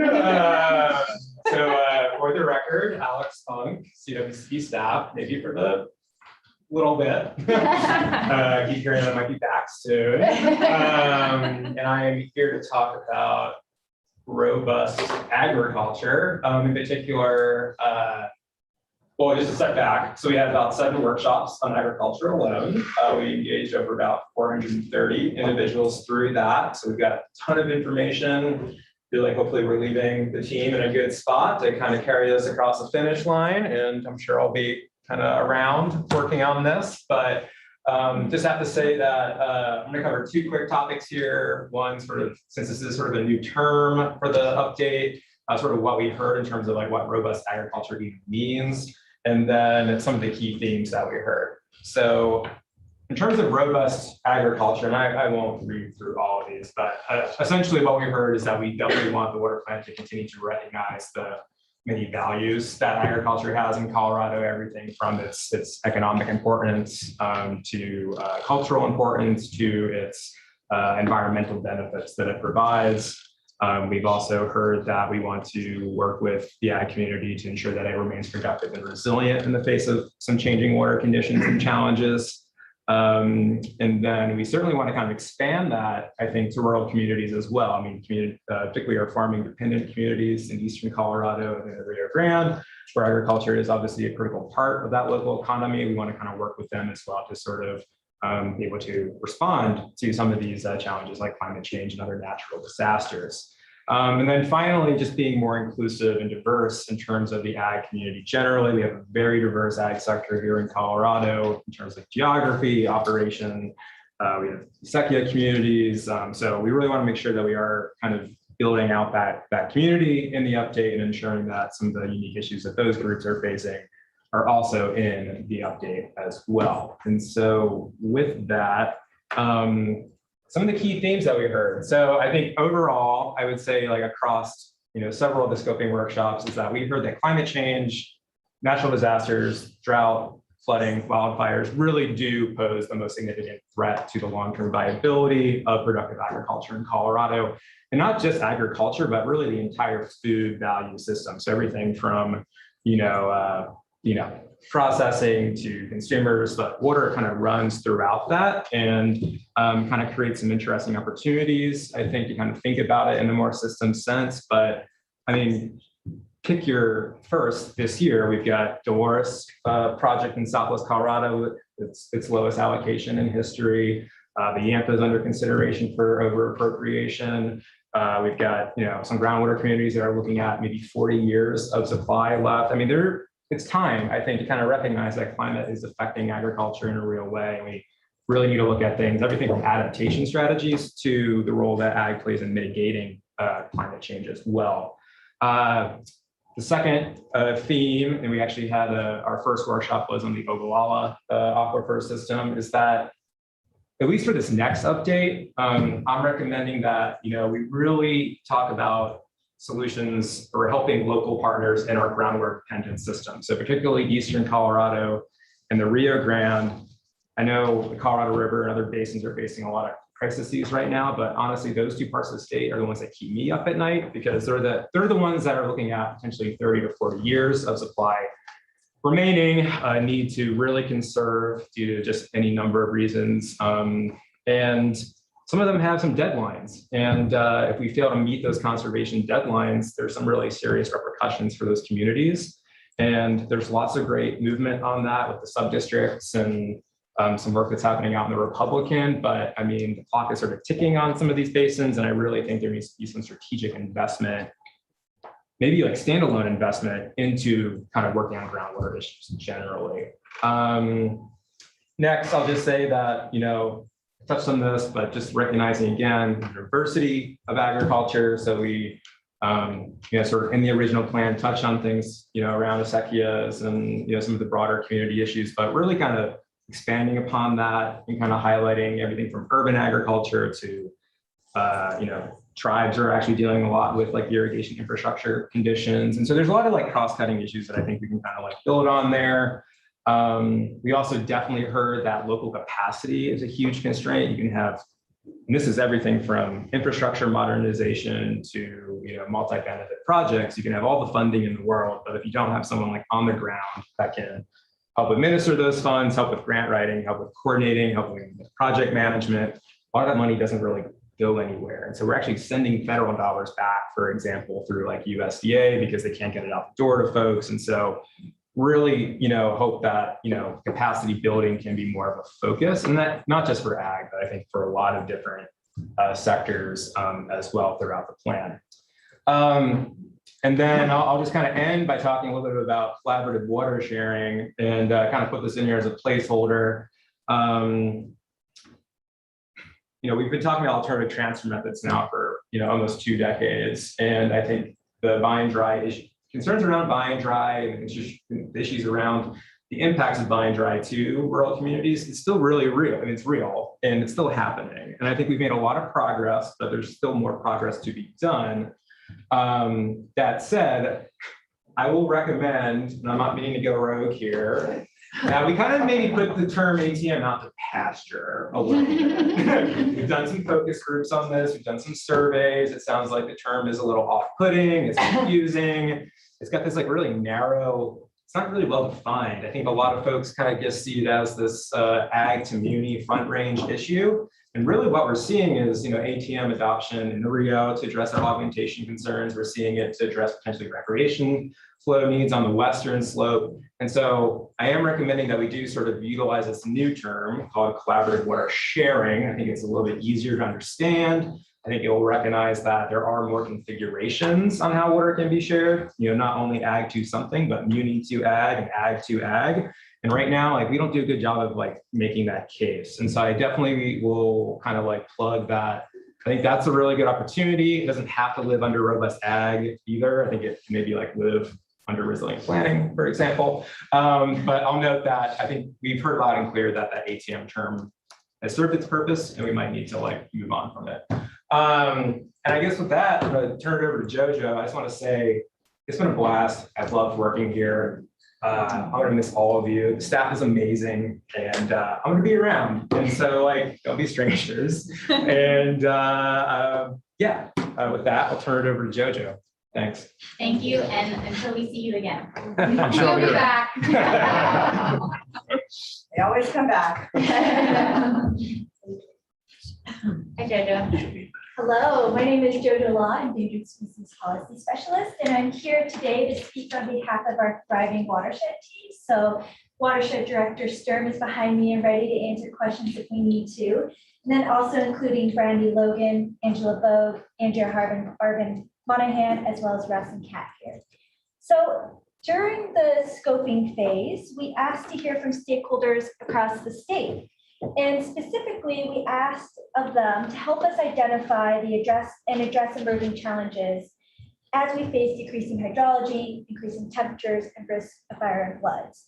We also asked for them to help us go beyond the flow tool, especially to address climate change. We wanted to learn more about the stakeholders' thoughts on prioritizing streams and watersheds. And finally, we asked for help to build upon existing tools and programs to ensure implementation of environmental and recreational projects. And we're so happy to report that during the scoping phase, the stakeholders responded. And we reviewed all of this feedback that we received during the scoping phase, and we were able to summarize all of the environmental and recreational themes into 4 major themes. And although these themes do not represent everything we've heard, they do a pretty good job of succinctly summarizing everything that we've heard. So the first thing I'd like to touch upon is that we heard that there is widespread and strong support for ENR. Stakeholders want ENR to remain equally important to other sectors in the water plan because stakeholders strongly believe that ENR touches all 4 of the themes that you've heard today, including vibrant communities, robust agriculture, and then what Kat will talk about, resilient planning.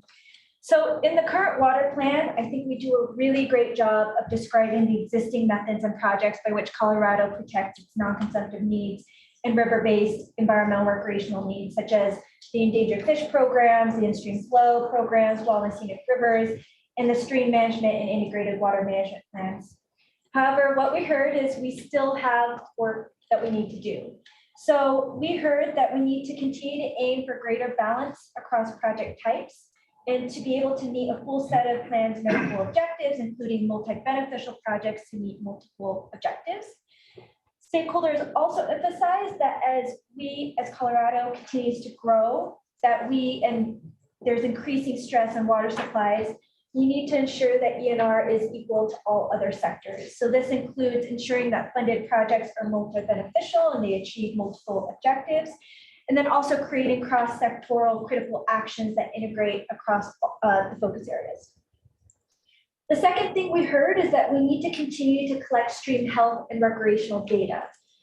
We need to develop tools, improve restoration methodologies, implement projects, and develop measurable actions and objectives. So we know that in order to promote environmental resiliency, plan projects and methods should incorporate those potential stressors of drought and climate change.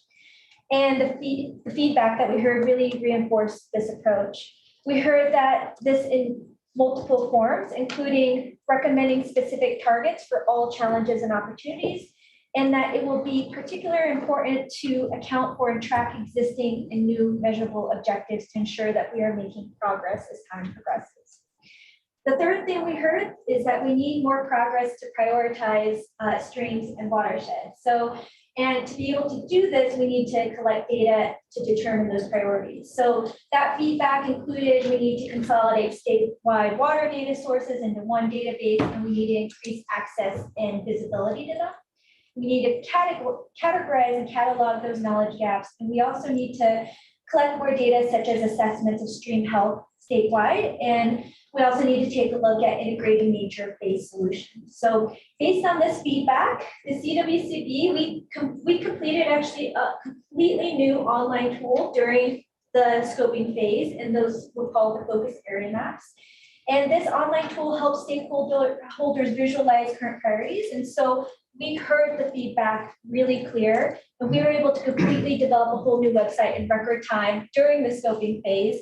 And what those maps do are, now they're online, they were rolled out to all of the basin roundtables. Anyone can access it via web, whereas before you had to look through a PDF or a hard copy. And it really shows the priorities of the ENR since the 2015 plan. So something that we heard and we implemented.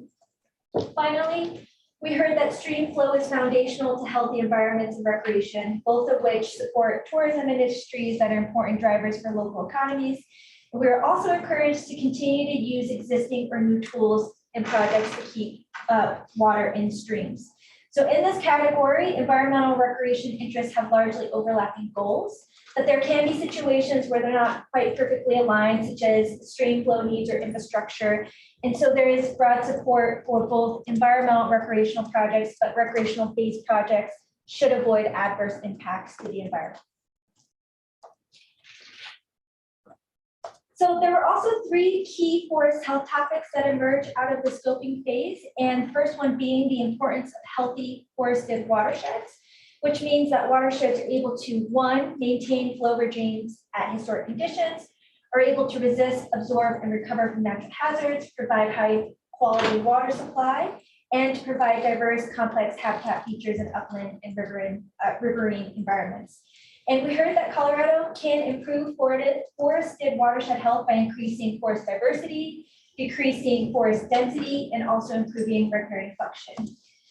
We also heard a lot of feedback there is desire to continue to build capacity for watershed planning. So that includes stream management plans and integrated water management plans, watershed assessments, water plan grants, and recreational needs.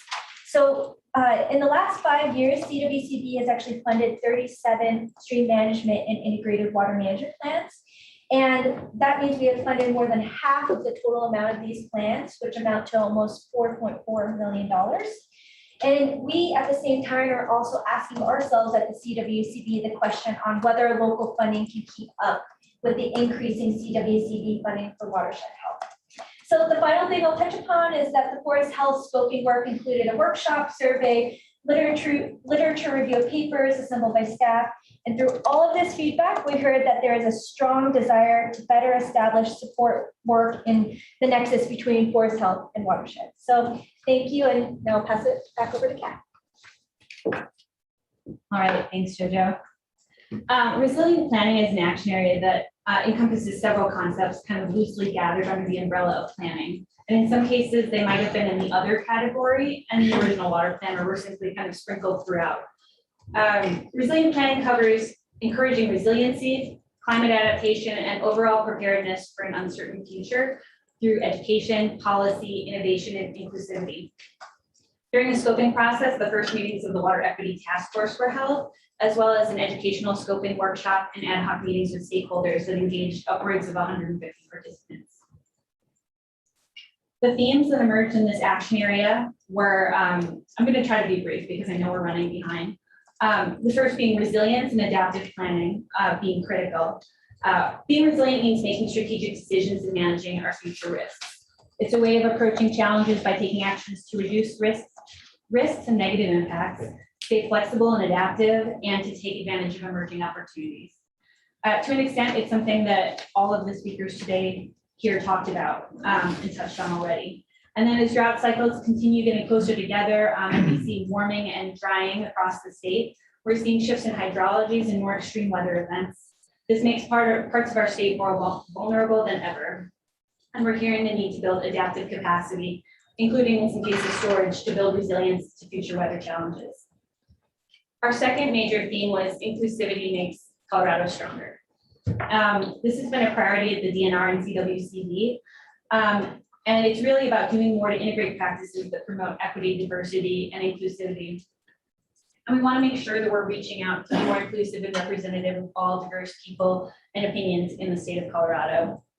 House Bill 1177 was a great start and a great foundation for the locally led Colorado planning that brings together that diverse perspectives from across the state. But increasingly, we see the need to strive for even greater levels of inclusivity from different sectors, cultures, and perspectives in ways that represent Colorado as it grows and changes. So our Water Equity Task Force will continue to explore this theme and will be providing us with some recommendations and ideas as we go forward, and we'll explore that more in the update. Our next theme is around education, and an informed public engages on water challenges. Through our scoping efforts, we've heard from educators and each basin's public education and participation in outreach groups, the PEPOs, along with other stakeholders leading education efforts.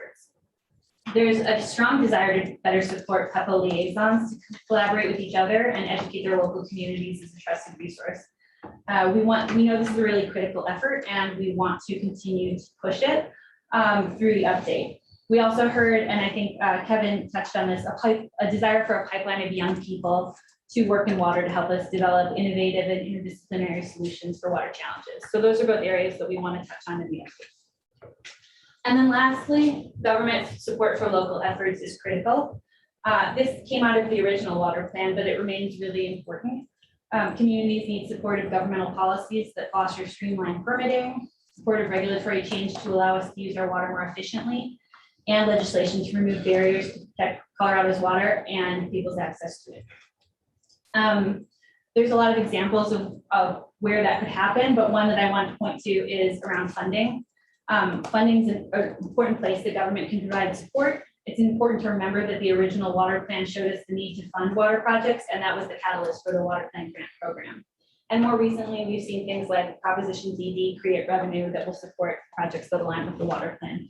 So government support in the space of funding can have a really important impact, and we want to continue to explore that in the update.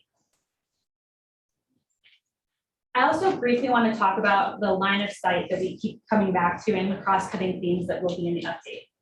We're going to work with the board to discuss what actions will be developed for the water plan, but we're aiming to really establish a clearer line of sight from our water plan values and our vision statement to the 4 action areas that we just covered to the actual actions prescribed within each of those action areas.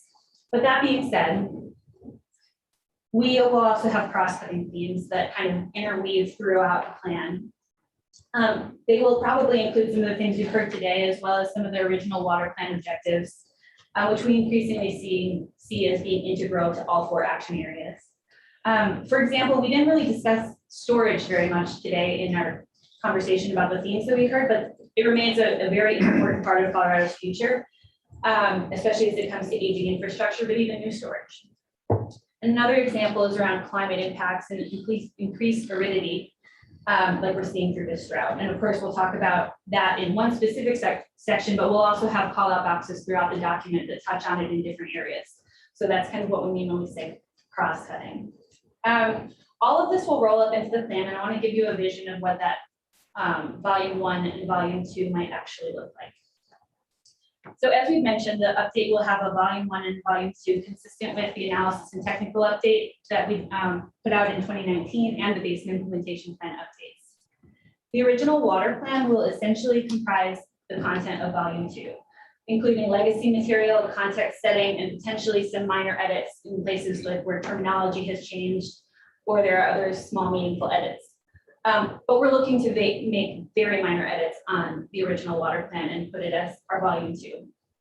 That document was originally around 500 pages, and it's a really important reference, and we'll use it that way. We've kind of referred to it throughout the basin implementation plans, the volume 2 as evergreen content, so we don't need to go back and continually update it. And so that's kind of how we're thinking about that. The actionable strategy will mostly go into volume 1, and it will serve as the primary entry point for the Colorado Water Plan for the public. The volume 1 will be shorter. It'll be an actionable strategy document, and it'll summarize key contextual changes and updates, as well as emerging themes like we discussed today and the associated actions. And it'll also introduce some new items and cross-cutting themes.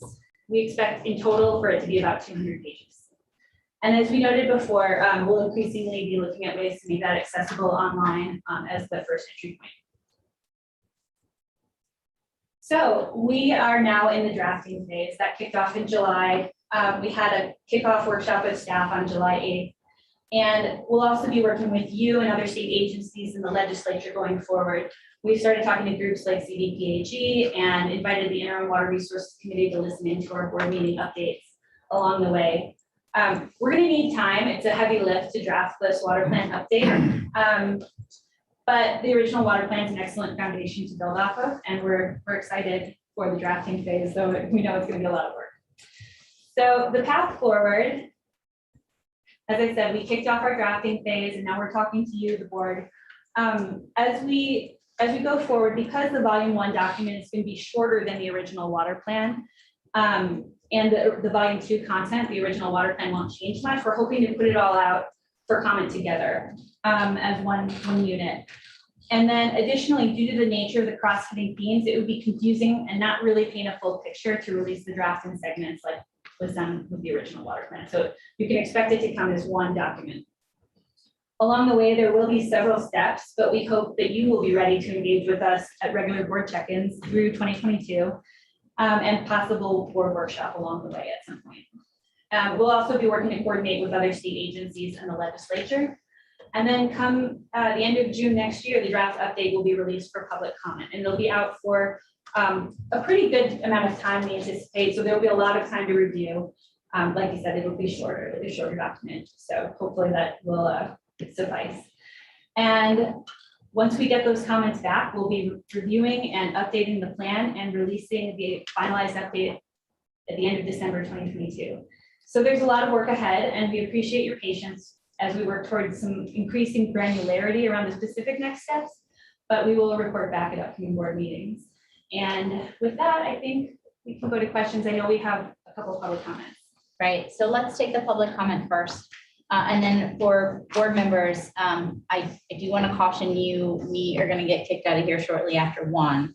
So you're welcome to ask a question if you feel it's important to ask it today on the record. Otherwise, this is just an update, so you'll have opportunities to check in with staff directly or to ask questions at future updates. So let's take our public comments in this order. Jared Romero, followed by Bart Miller, and finally, Molly Mugglestone, if she's still on the line. Jared, welcome, and please announce your name for the record. Yes, thank you. My name is Jared Romero. Good afternoon, and thank you for the opportunity to provide public comment. I work for the Theodore Roosevelt Conservation Partnership, and we're a bipartisan organization that works on uniting like-minded organizations to guarantee all Americans quality places to hunt and fish. Water is absolutely essential to the success of our mission. So before I continue today, I wanted to first express appreciation for the staff's effort with regard to public engagement on the water plan update. I was also thrilled yesterday to hear of the announcement that you guys are aiming for 20,000 public comments through this process and hosting at least 100,000 events going forward. I'm also, I'm sorry, 100 events. I'm also especially excited about all of the work being done with the Equity Task Force and this fall's Equity and Water workshop as well. That being said, I'd like to offer a few suggestions to broadly enhance the community's outreach for the water plan update, and especially towards our historically underrepresented community members. So as you all know, water is vital to all of us, and it touches all aspects of our lives. Ensuring the public's support for the water plan is going to be vital for its success. So every step of the way, I think it's important that the update prioritize building support for the water plan through transparent and meaningful action. And these items need to be done in a process that doesn't erode support from the community as well. To help achieve this goal, I think more work needs to be done in ensuring that historically underrepresented community members actually understand the water plan and how it affects their lives, and are provided with resources to make meaningful comments as part of the water plan update.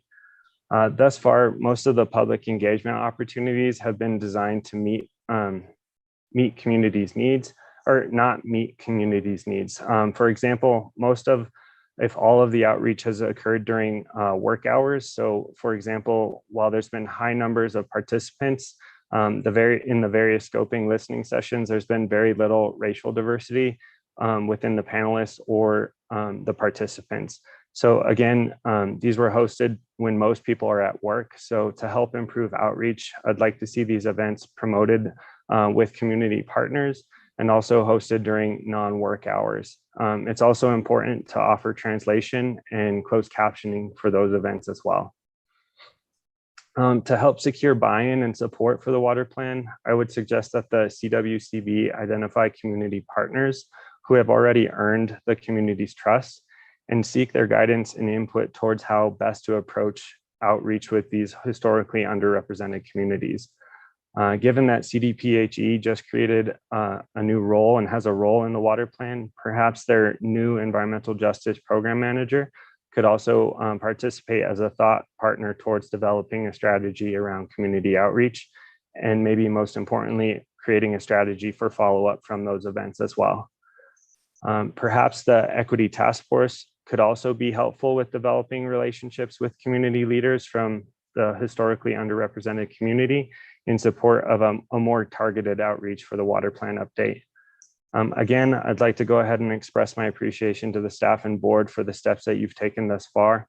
However, I want to emphasize the importance of ensuring that diverse and historically underrepresented communities are able to help shape the plan going forward for Colorado. Thank you for considering my comments, and know that TRCP and our additional partners are always here to help. Thank you. Thank you so much for those comments and for those really thoughtful suggestions. Let's go next to Bart Miller. If you're on the line, Bart, please announce yourself, and we look forward to hearing your comments. Great, thanks. Can you hear me? Yes. Great. Members of the board, Bart Miller. I'm the Healthy Rivers Program Director at Western Resource Advocates. Along with many other conservation groups, we've been active in supporting the plan and helping fund it. And I think the headline, you've talked about headlines this week. The headline is water and hydrology are really bad and getting worse. And the update of the plan is a tremendous opportunity to take action now to avoid some of the worst outcomes. Like Jared, very encouraged to hear Director Gibbs yesterday talk about the many meetings and many public comments that will be available and coming up in the next year and 3 months. And I just want to say we've provided quite a few recommendations for the update, meeting with Russ Sands and his team. And that group presenting today, you've got a very capable team to take action on whatever direction you give them today and in future board meetings. The outreach they've done through listening sessions and scoping meetings and Riverside chats is really good, as are the themes that you've just heard spelled out.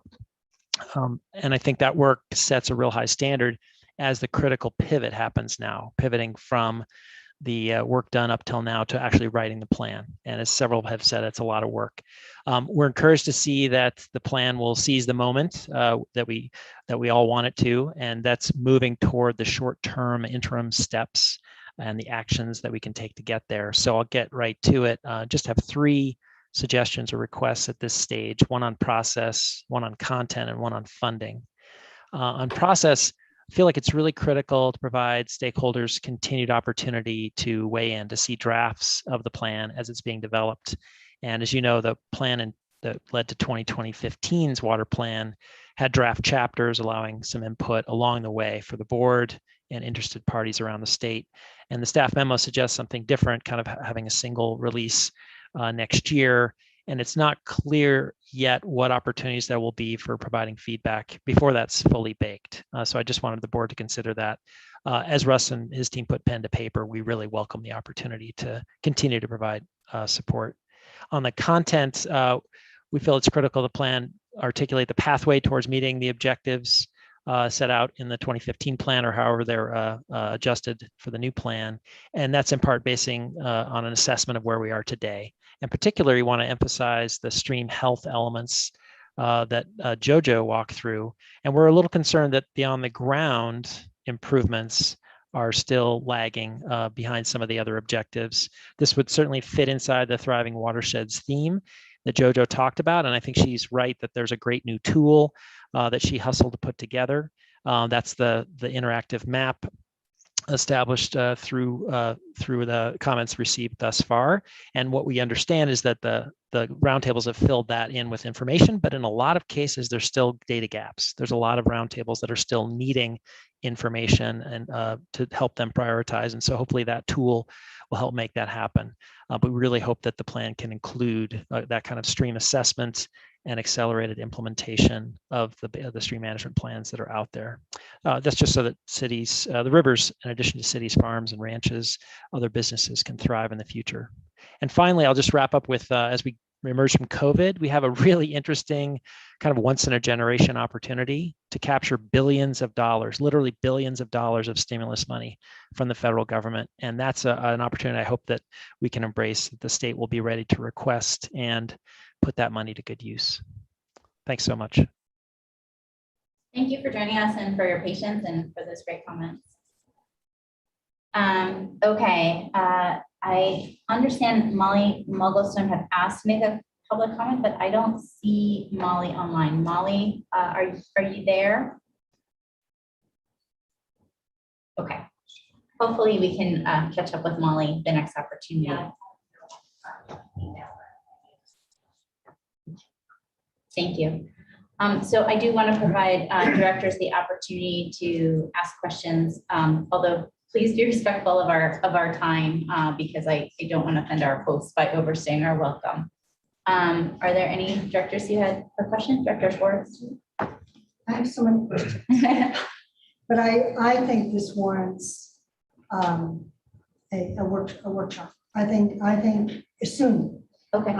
Because I think there's some real tenets here, like scenario development. So it's either business as usual or it's Las Vegas, you know, or when it comes to turf. I mean, why are we talking about anything other than a scenario of hot and dry future? I mean, why are we not talking about prioritizing food production versus, no offense, fall? I mean, I think that there is such a spectrum here, and to not be laser focused on what we have before us. And I know everyone's going to have an opinion, but I find it so disconcerting that we discussed conservation and we gave everybody the ability to kind of weigh in where they're at throughout the state. But we have to find ways that we're moving our targets into actually a future that we can and we should be anticipating, instead of hoping we're going to have things change. Let's just bank on the fact things are not going to change and be grateful if they do. But so I think we need to have, if we're going to own this plan, we're going to take this input. I think it really does warrant putting aside the time together, sorry, Becky, that we actually can flush through and really have an opportunity to weigh in. Thank you. Because I don't think it's helpful for us to kind of be going through this process. We're entitled to our own opportunity to weigh into this next round. I think that's well taken. Director Hawkins? Thank you.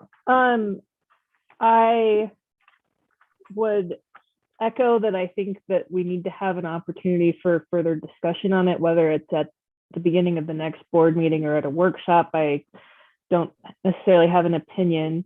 In particular, I don't have a very firm grasp of what we're asking the Water Equity Task Force. I would like to know about that and sort of heard our public comment today. Another thing that I would like to discuss is the timeline for next steps. I can identify now that it's a very short period of time to make edits at the end, and just would want to offer that we might want to compress our internal review to allow for more time to respond for comments. And I think we need to discuss that in the future, not now. Thank you, Director Hawkins. Are there other questions or comments from the board? Well, I just want to thank you. You've done an incredible amount of work so far, and you obviously have a big task ahead. And I think you're hearing a desire from the board to be engaged in that process, as opposed to just, being presented with a plan at the end. So hopefully we can figure out how to do that. Anything else you wanted to add before we? Just thanks to you and to our great staff for putting so much effort into this. So probably people that aren't in the room as well. So I just wanted to acknowledge that. Thank you all. Good job. Thank you all. All right, moving on to our last agenda item 24, the Chatfield Settlement Agreements. Okay. And thank you for your patience. Oh, of course. Let's kind of raise the clock now. So we're going to do our best to get us through the agenda item. I'm Lauren Riss with CWCB staff. I'm Emma Schultz, Assistant Attorney General. So we have a couple slides that initially started with some background. And I think in the interest of time, this board has recently heard some other agenda items related to Chatfield. So I was going to skip over some of the background and just say if you had any questions to go ahead and ask. I did want to cover, for purposes of this discussion, the ownership portfolio in the Chatfield reallocation project that CWCB currently has as it relates to this agenda item. It's a very complicated project. And for today, this is an action item. And what we're asking the board relates specifically to the water rights used to fill the environmental pool in Chatfield. I have a pie chart that I was hoping to walk through, but I can just run through the numbers, and if it appears, we'll refer back to it. So the CWCB currently has 4,534 acre feet of space in the reservoir that we own. We refer to these as shares. And of that amount, we outright own 600 acre feet of space, which is dedicated to the project's environmental pool. We've also reserved 500 acre feet of space that will be reserved for the environmental pool as well. And then we have in this agenda item for the board's consideration, a pending sale to Central Water Conservancy District of 1,000 acre feet of space. And then we have about 1,400 acre feet of space that we are bound through an agreement with Castle Rock. It's wishful thinking right there. That we are bound to sell to Castle Rock.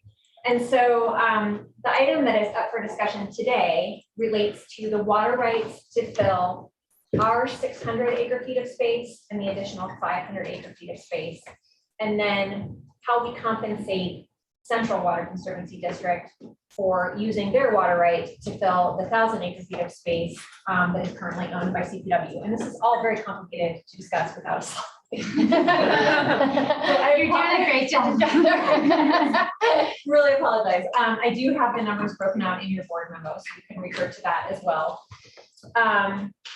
So over the past year and a half, CWCB has been negotiating along with CPW, with Central Water Conservancy District and Centennial Water and Sanitation District over a difference in interpretation of the two agreements that pertain to the environmental pool. One is the Fish and Wildlife and Recreation Mitigation Plan for the project. We refer to that as the 122.2. That's the statute that authorizes that agreement. And then another agreement called the Chatfield Management Agreement that essentially expands the environmental pool to 2,100 acre-feet of space. There is language in those agreements that I think that is pretty clear that we can use Central's 1983 water right to fill 1,000 acre-feet of space that is currently owned by CPW. And then less clear, I think, among all of us was an agreed upon understanding of what water rights could be used to fill the remaining 1,100. And so over the past year and a half, we've been having those discussions with the four parties and have, after a lot of work and a lot of time, reached terms for a settlement agreement to avoid litigation. We are cognizant that there are a number of different boards involved that have to approve these terms for settlement, and we're basically agreeing to go first, to be the first board to approve. So here's the pie chart that I was trying to talk through about our ownership. It just breaks down what CWCB currently owns in the project. And the kind of darker blue colors there, the 600 acre-feet and the 500 are part of what we're discussing today. And then the lighter blue color there, the 1,000 acre-feet, is also roped into these settlement agreements, which would be sold to Central Water. So I'm going to turn it over to Emma to talk through the terms for the settlement agreement. RAGs have been really involved in this conversation, and I don't want to mess anything up, so. Thank you. For the record, my name is Emma Schultz. I'm an attorney general representing CWCB on this piece of this matter. So we, as Lauren said, we've been negotiating for a year and a half or longer. This project seems to just last into eternity to resolve this environmental pool question. And the major conflict here really is about the fill order for water rights going into the environmental pool. So what we're asking this board to approve is two separate settlement agreements that will resolve this question as between the CWCB, CPW, Central, and Centennial. So we'll talk about them in two separate sets because they're going to be two separate agreements. The first one we're going to talk about is the Central agreement, settlement agreement. This agreement addresses an issue out of the 122.2 plan that Central is entitled to receive compensation for the use of 1,000 acre-feet of its 1983 right to fill a portion of the environmental pool. That compensation will be in the form of 264 acre-feet of space that CWCB currently owns. So we will pay Central with space in the reservoir that Central can then use as it pleases. In exchange for that, CWCB and CPW will receive 1,000 acre-feet of Central's water right. 1983 is the most senior water right that can fill the reallocated space in Chatfield. And also a guaranteed third fill priority, and I'll go through the fill priorities in just a minute. So it's the guaranteed third fill priority of that 1983 space. In addition, we're asking the board to authorize the sale of an additional 736 acre-feet of those quote unquote orphan shares that CWCB owns to Central for full price, $8,300.97 per acre foot. The conveyance of the 264 plus the 736, that's that 1,000 acre-feet that will be conveyed to Central by part of this agreement. As part of this, the other thing CWCB is agreeing is to not be a party that pushes to ask Central to pay for O&M on 1,000 acre-feet of the environmental pool space. One of the ongoing conflicts is who's going to pay the annual and never-ending O&M for the environmental pool. CWCB is agreeing not to ask Central to pay for 1,000 acre-feet of that O&M. This doesn't bind CPW and it doesn't bind any of the other participants in the project. This agreement, the agreement between Central, CWCB, and CPW for the settlement agreement is contingent on CPW agreeing, Central Board agreeing, and all of the water providers agreeing to an O&M plan for the environmental pool. The second settlement agreement is the agreement with Centennial Water and Sanitation District. In this agreement, Centennial is agreeing to give CWCB and CPW 2,100 acre feet of their 1984 water right to fill the environmental pool. That 2,100 acre feet is split into two fill priorities. One is essentially the first fill priority of the 84 right. Again, we'll walk through this in just a second, so bear with me. And then it's 1,000 acre feet in as the first priority of the 1984 right, and then another 1,100 acre feet as the third priority of that 1984 right. CWCB will not be compensating Centennial for this water at all, not financially. The compensation is resolution of this problem. In addition, CWCB again will agree not to ask or seek to make Centennial responsible for any O&M for the environmental pool. Again, that doesn't bind CPW or any of the other water providers. This agreement is contingent on Centennial's board's approval, and Centennial's board has not approved this yet. We do know that their attorneys and staff have been speaking with them and have been engaged in the process, but we are the first to approve this, and so we can't guarantee this will all fall out because Centennial's board still has to approve it as well. If you have questions for Centennial, we do have Centennial's attorney on the line and representative from Centennial in the audience here today. So I said I would talk to you about the fill order. The environmental pool is a part of the reallocation pool, and the reallocation pool can fill in priority. So we're talking about in priority South Platte water rights. We're not talking about senior changed water rights. We're not talking about non-tributary water rights. We're talking about in priority flows.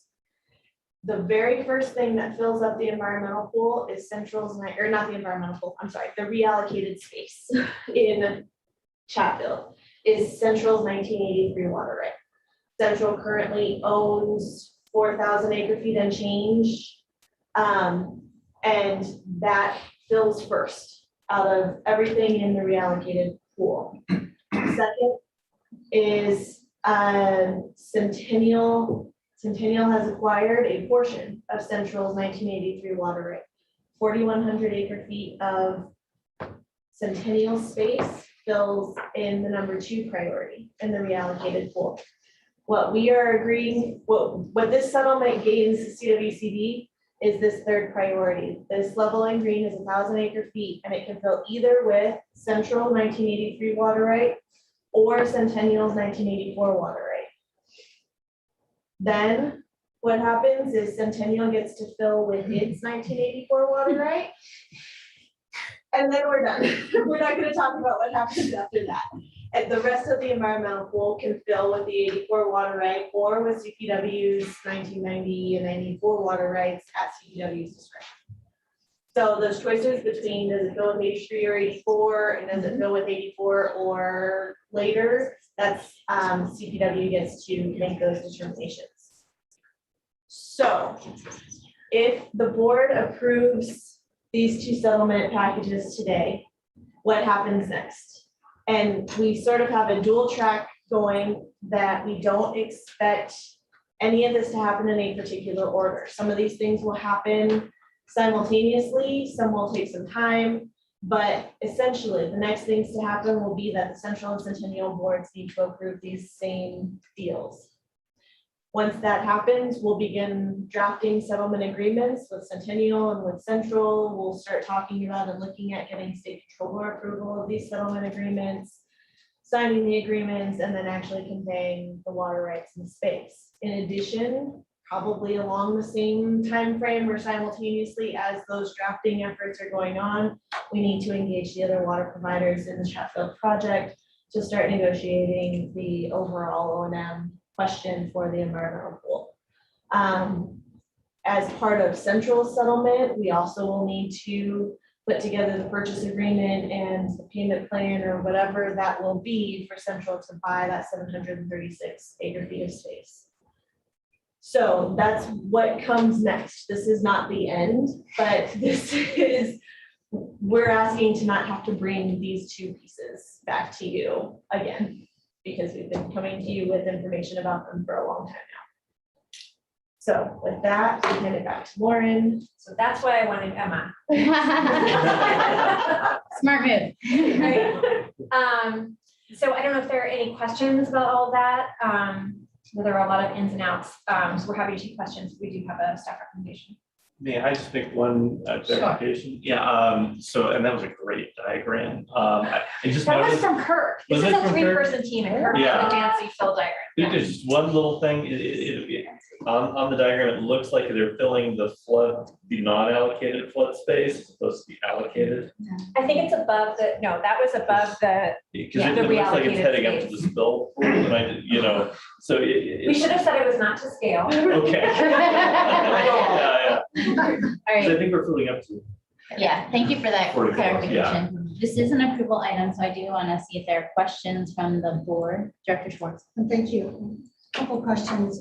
One, Kurt, I'd love to see where we are financially with, I get the water, but I want to see the dollars in terms of where we come out, because we stepped up to a big obligation here. And then secondly, if terms, when it's going to all these other boards, you're probably going to come back with some changes, modifications, negotiations. I can appreciate that. And then lastly, with respect to the O&M, as it goes through figuring that out, Centennial could step up and contribute to the O&M of the group. But that's, we're not going to ask, but I understand. The agreement is that we won't be asking if they decide to, or if other things happen with negotiations with the other parties, that will be between Centennial and the other parties, and we won't engage.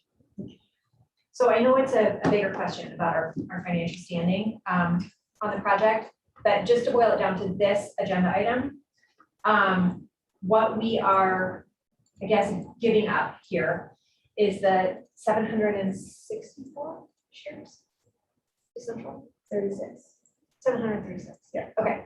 The 736 shares to Central, which each share costs 8,397. So that equals roughly 2.1 million. Great. Plus we're gaining. I'm sorry, what we're giving to Central in compensation, right, is 264, not 736. 264 acre feet is the compensation to Central. Valued at the $8,300 per acre foot, that comes out to approximately $2.1 million in compensation to Central. Right. And the And other then they're shares are purchasing first, right? 734. Right, I got that. Yes. What is that? That is 734 times 8,397 cents. But they're paying value. Yeah. Yes. Other questions from the board? Go back. Let's go back to that slide because I don't have the staff recommendation. There we go. Okay, so the staff recommendation is for the board to approve the two settlement agreements, excuse me, that Emma just talked through. And the sale to Central Water, contingent on the board's approval and contingent on the participants working out an O&M agreement. Did I get all that? Yeah. I think you can get to it. And also it's in our your- board packet on Yeah, page perfect. 3, 56, I think. All right, so I think we're ready for a motion. Director Brown. I would move that we approve staff recommendation on agenda item 24. Okay. Staff recommendation on agenda item 24 has been moved by Director Brown and seconded by Director Sakala. Is there any further discussion before we proceed to vote? And seeing none, all those in favor, please signify by saying aye. Aye. Anyone opposed or abstaining? And I will note for the record that Director Hawkins is also an aye vote. So thank you very much. Good And job, with that, guys. I think we're ready for a motion to adjourn. I'll move to adjourn. All right, it's been moved by Director Anderson and seconded by Director Brown that we adjourn. All those in favor, please say aye. Aye. Anyone opposed? Director Hawkins is also an aye. Thank you all. Good to see you and safe travels back to your base.